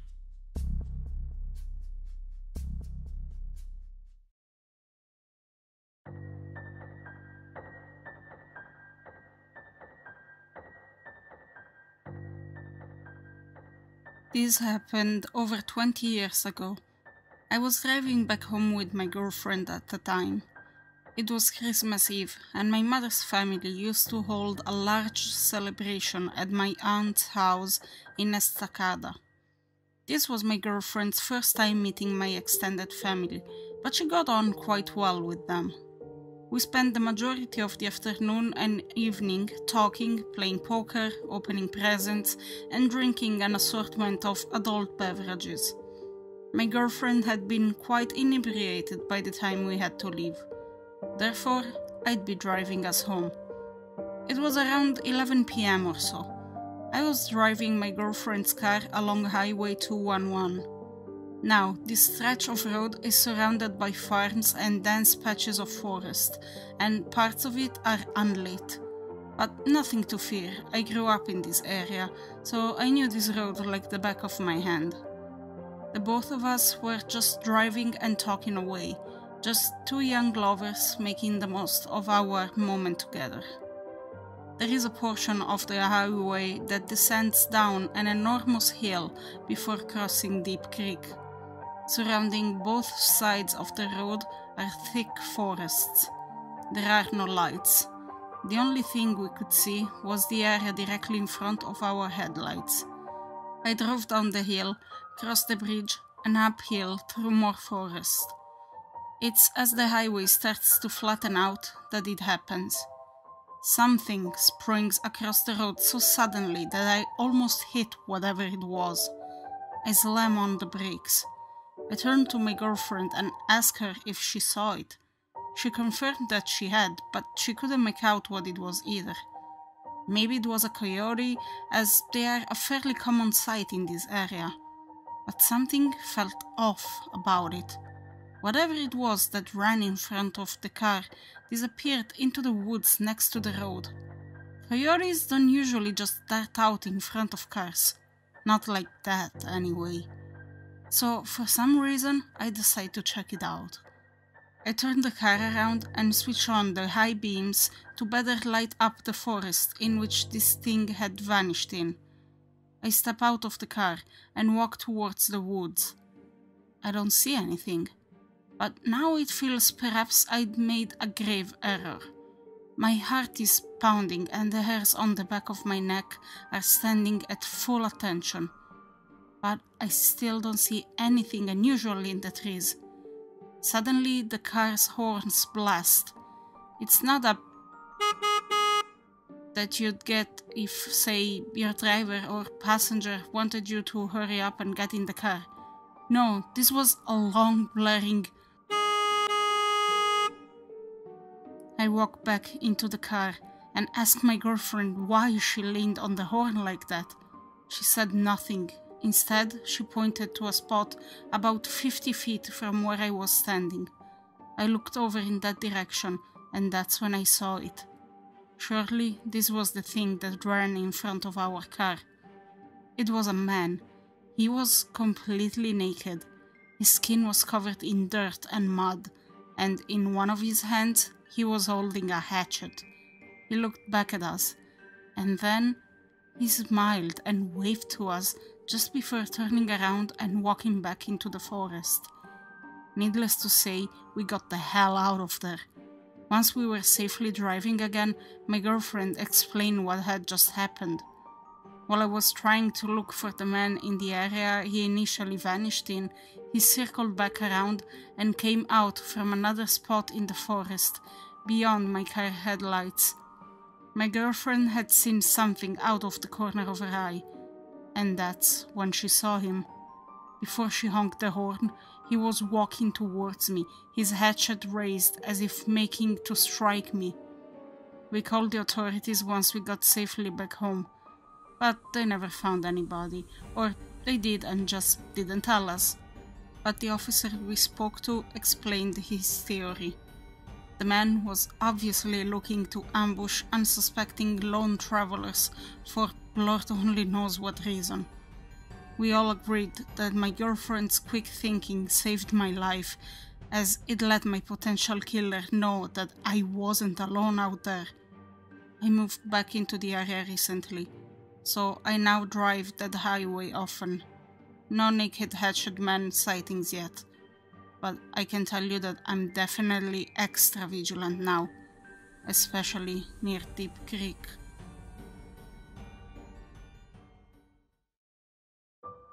This happened to my family when I was like 11 or 12. Background: we live in a small, close-knit southwestern town. My house is pretty small, one story, and about 100 years old. Family of 4, my parents, me, and my younger brother by about 5 years. We used to leave our front door unlocked, mostly because we didn't ever think something like this could happen in our town. It was Christmas night, so we all went to bed pretty early since we're more of a Christmas Eve type of family.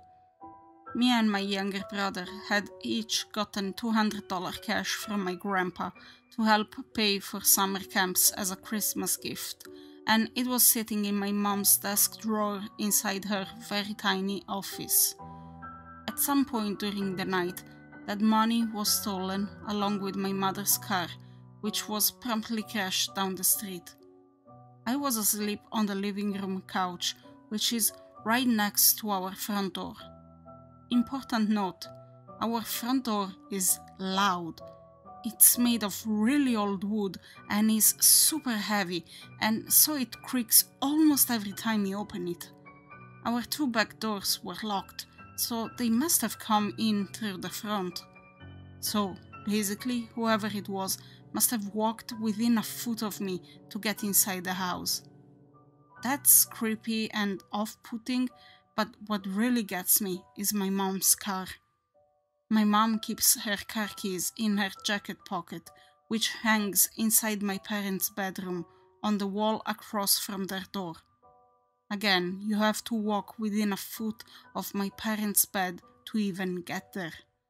But even if my parents had slept through a nearby intruder, how did they know where my mom kept her keys or where she hung her jacket every night? It's not an obvious spot to put your keys, and they apparently knew exactly where to go. Even grabbing the cash from the desk drawer makes sense. A lot of people keep important stuff there. The car thing just doesn't make sense to me. Also, they crashed it right down the street, like literally into the telephone pole at the end of our street. So we figured they were probably drunk, which raises even more questions. How were they able to open our super loud door and walk right by me without me even noticing? And how were they able to steal the cash and my mom's keys right from under our noses? Both me and my mom assume that it's probably someone we know or knew, but we have no idea who. We probably never will. So, creepy Christmas robber, let's not meet. It was Christmas Eve and I was a freshman in high school.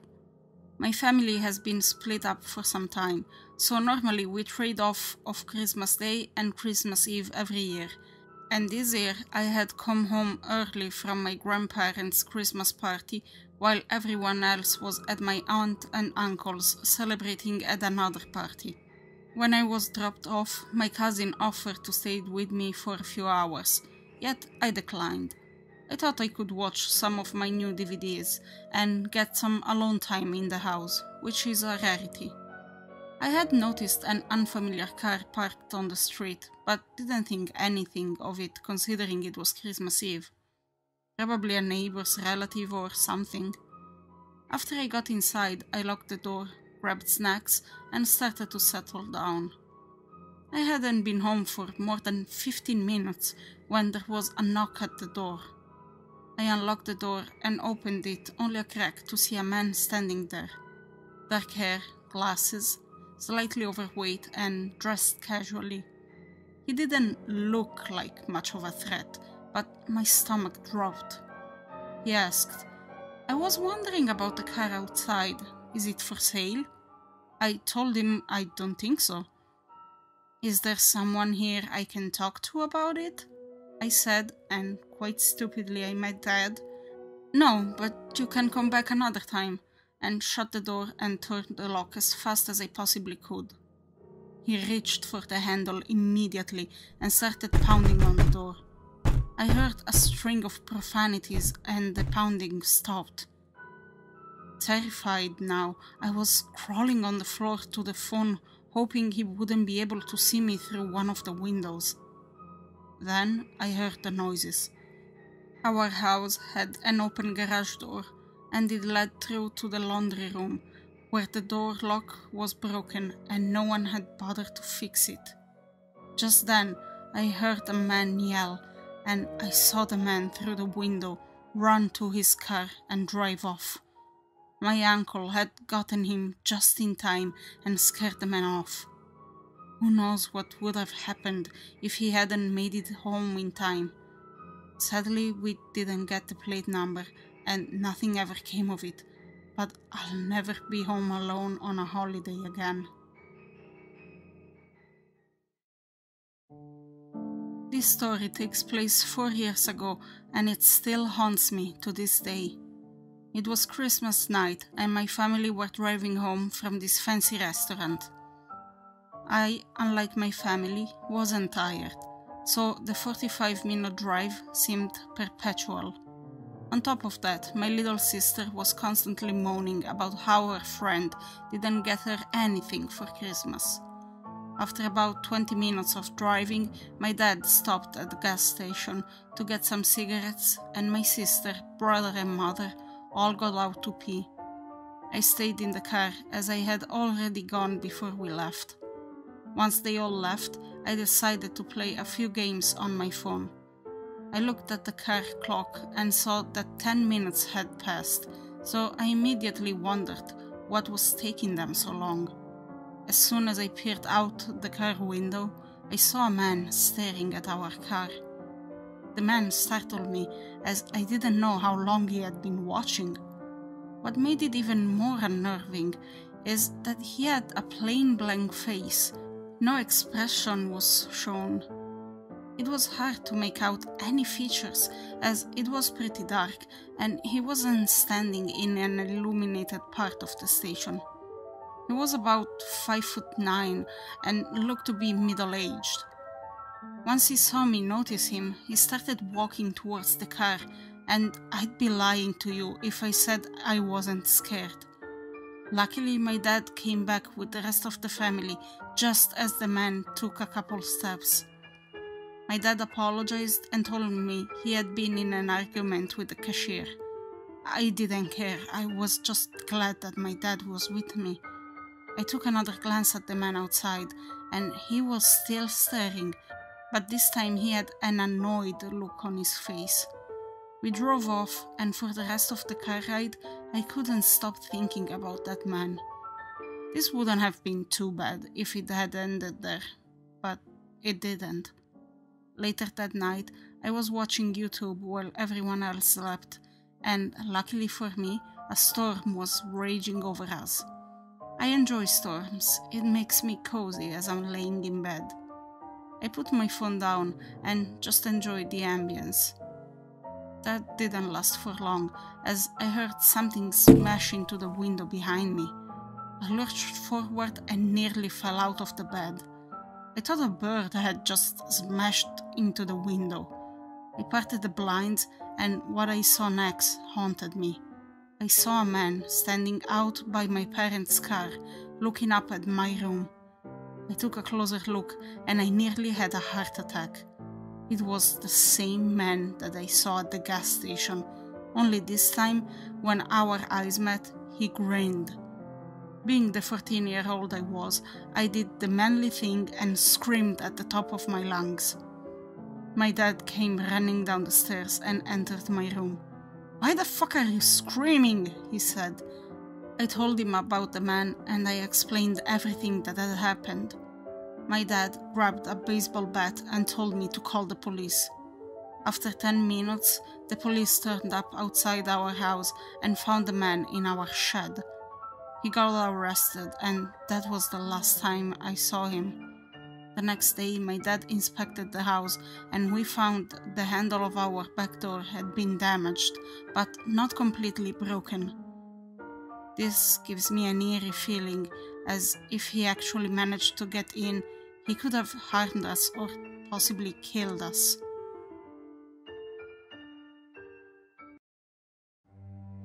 This happened to my mother and grandmother about 10 years ago in a cemetery in rural Scotland. Every Christmas, it's sort of a tradition that my grandmother and parents will go to a cemetery one village over and leave flowers on the grave of my great-grandparents and a couple other relatives who are buried there. It's quite a big cemetery and surrounded on one side by fields and a small wooded area, and on the other by the outskirts of a village. There's a house on that side adjacent to the cemetery, which had a pet ginger cat with a missing leg, who was always super friendly and fun to pet and talk to if you saw him. It's kind of cool there. This one year they went in the early evening, which was bordering on fully dark night skies, as is the case in Scottish winter, and it's a cold night. On this particular year, my father parks at the front gates and lets my mother and grandmother out to go drop off some flowers. I wasn't there that year. Presumably I had decided to stay in playing video games because it was chilly as hell outside. Looking back, I'd wager the main reason I wouldn't go is because it was raining, but I can't be sure if that was the night. It's a hazy memory for me that I mainly recall through it being recounted to me multiple times over the years. So anyway, they go and place flowers. Quiet night. Nobody else is there, which figures, as it's late, so they need a torch, etc. Not the ideal time to be there, but both my parents were working that night, and with Christmas a couple of days later, it was the last day they had time to go pay their respects. On the way back to the car, they're passing by an area near the main gate where the trash, dead flowers, etc. are piled up, which has a lot of bushes and hedges in front of it, concealing some of that area. Something moves in the bush. My mother and grandmother think nothing of it until it gets louder and more obviously a person trying to put the frighteners in them. Someone lurking inside the bush. They shine the torch in, which isn't so bright, but it lets them see a silhouette of someone hunched in the bush. My grandmother, easily scared but also pretty outspoken, shouts, "Nice try, John!" My father, "We can see you in there." The car's silent, so it figures he's playing a joke. It wouldn't be totally out of character. Of course, a few seconds later, the car's engine comes on as my father's turned on the ignition to use the AC. My mother and grandmother book it out of there at high speeds and dive into the car with my bewildered dad. We never really found out who was hiding in a cold cemetery at night, but there was a local legend about a deathly pale woman who wandered that village often, and the rural roads around it a lot, being generally weird and frightening. I saw her a few times, sort of a local eccentric with mental health problems. I assume it was probably her, and given my mother was terrified of her, that would have been intense if it had been confirmed on the night. It's funny how people react to fear though. My grandmother, fiercely protective 99% of the time, physically pushed in front of my mother to get out of the gate to the car.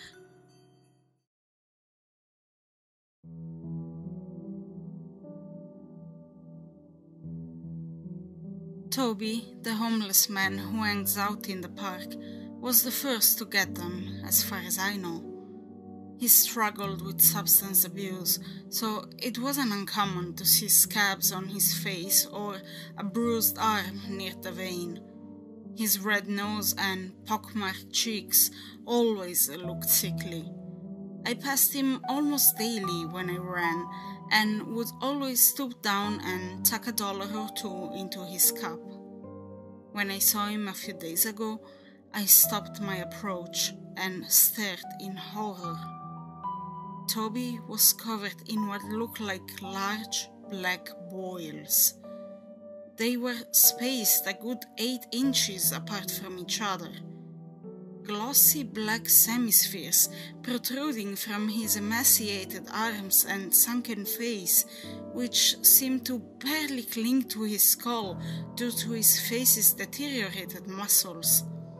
The size of these shiny black growths varied from the diameter of a dime to that of a quarter. The flesh along the perimeter of the domes was pink and puffy, similar to the mending tissue around the scab. It was hideous. I pushed the $1 deeper into my pocket and kept walking, having no desire to get near him, to whatever was on his body. I'd seen nothing like it before. A horrendous condition of some sort, I gathered, but I had no idea what it was. They were like giant blood blisters, yet they hadn't seemed to rest beneath the skin. They looked to have erupted out of it.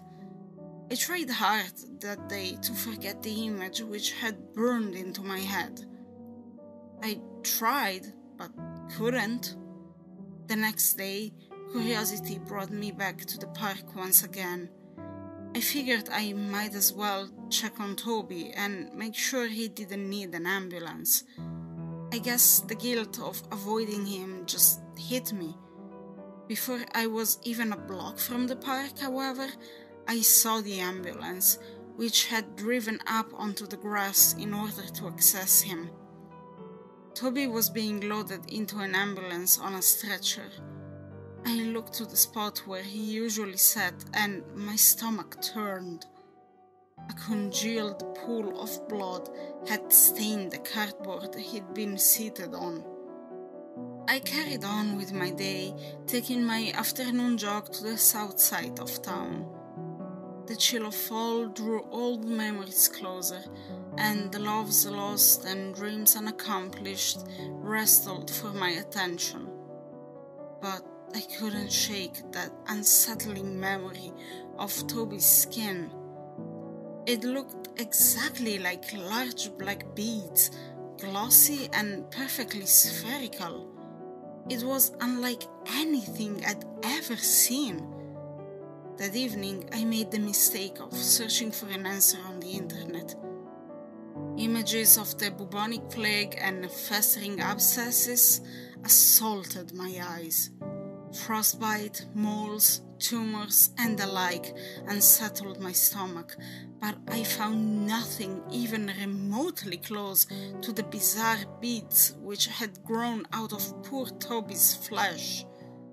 I tried to carry on with my day and actually get some work done, but it was useless. I felt the need to understand what could possibly do that to a person. I decided to call the hospital. Trinity Hospital was the closest to the park, and my suspicion was correct. Toby had been taken there. The receptionist informed me in a solemn voice, however, He was dead upon arrival. I asked what happened to him, and the woman on the other line paused in deliberation before divulging the details, which clearly broke protocol. I think she needed to tell someone. "Don't tell anyone I told you this. It's against policy," she stated in a hushed voice. "Nobody knows what happened to him to cause those holes." Holes? Yeah, Toby had holes all over his body, holes that went down to the bone. He died of blood loss, but nobody knows what could have caused the injuries. "What about the black growths on his skin?" I asked in confusion. "There was nothing like that, just holes."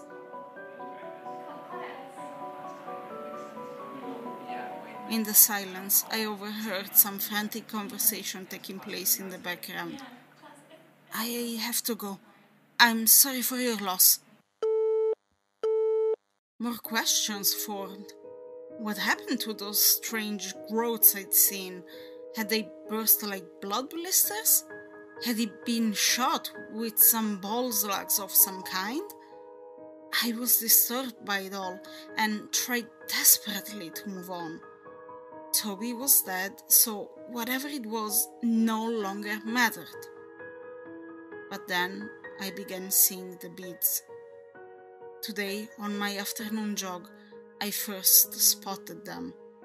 On the side of the path where the tall grass leads to the wood's edge, I spotted a few hundred minuscule black beads, half a centimeter in diameter.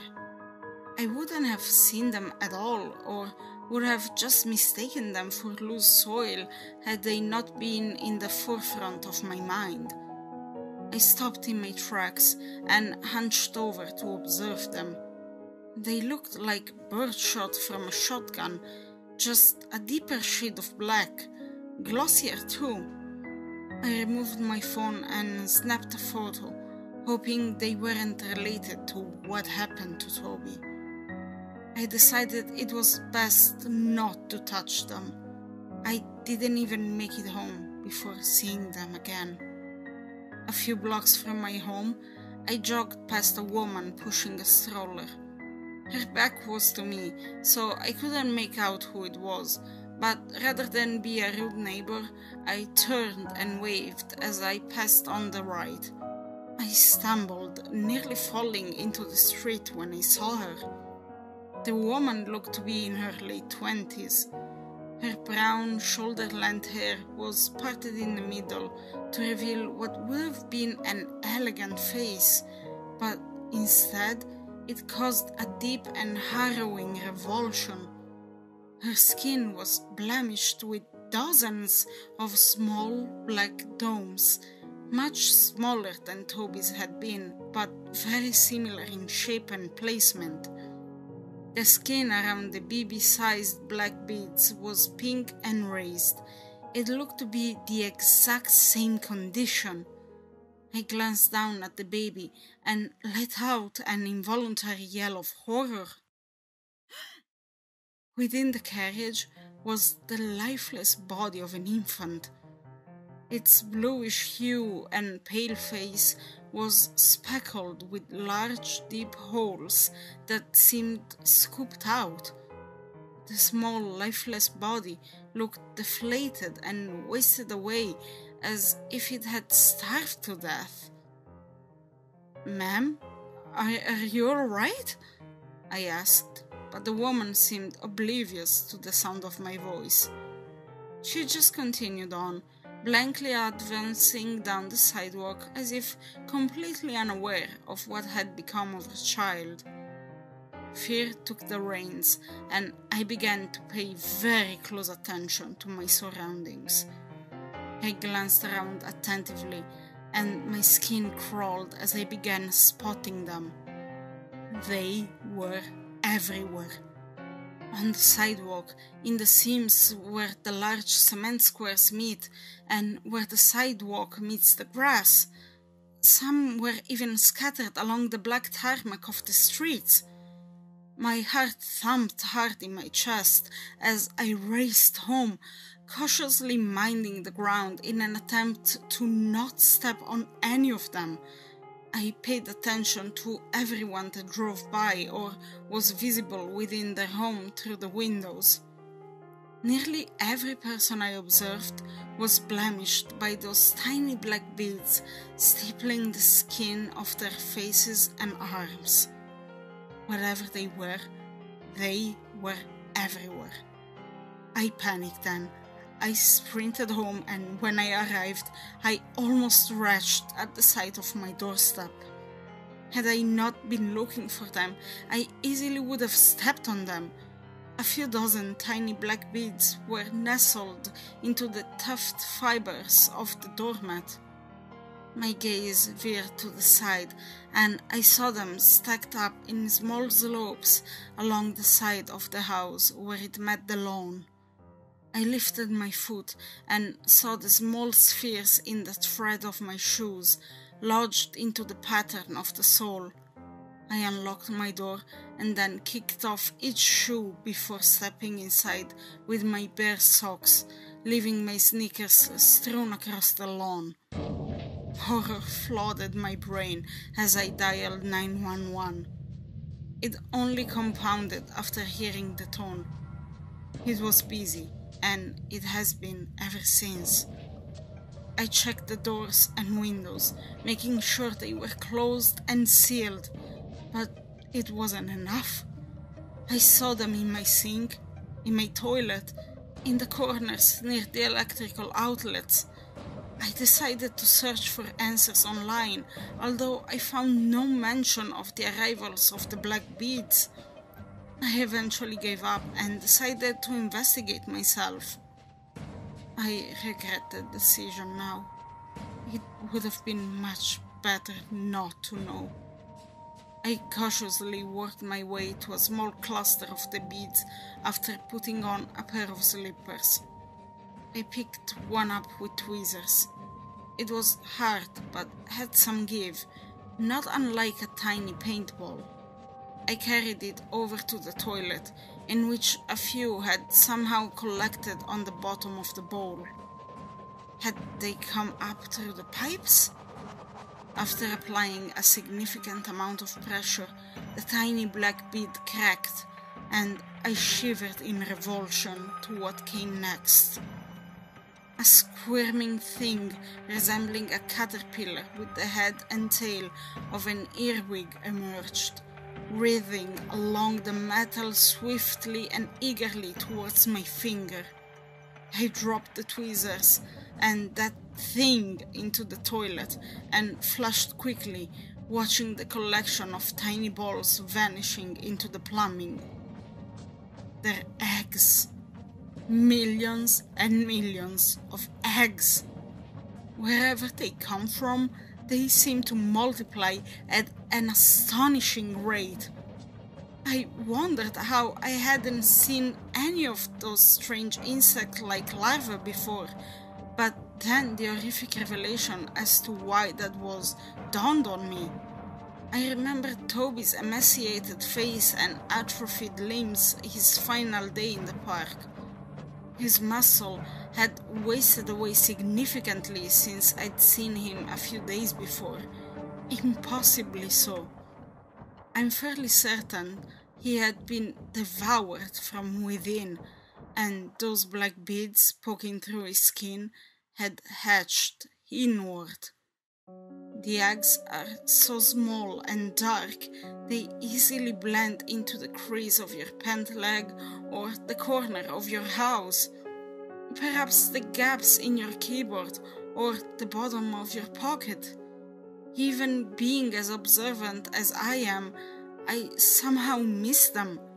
I only realized that when I rubbed the back of my neck and felt the raised bumps that appeared seemingly out of nowhere. I ran to the mirror, racked with horror. I turned my head to the side to get a good look. My stomach twisted when I saw them in my reflection.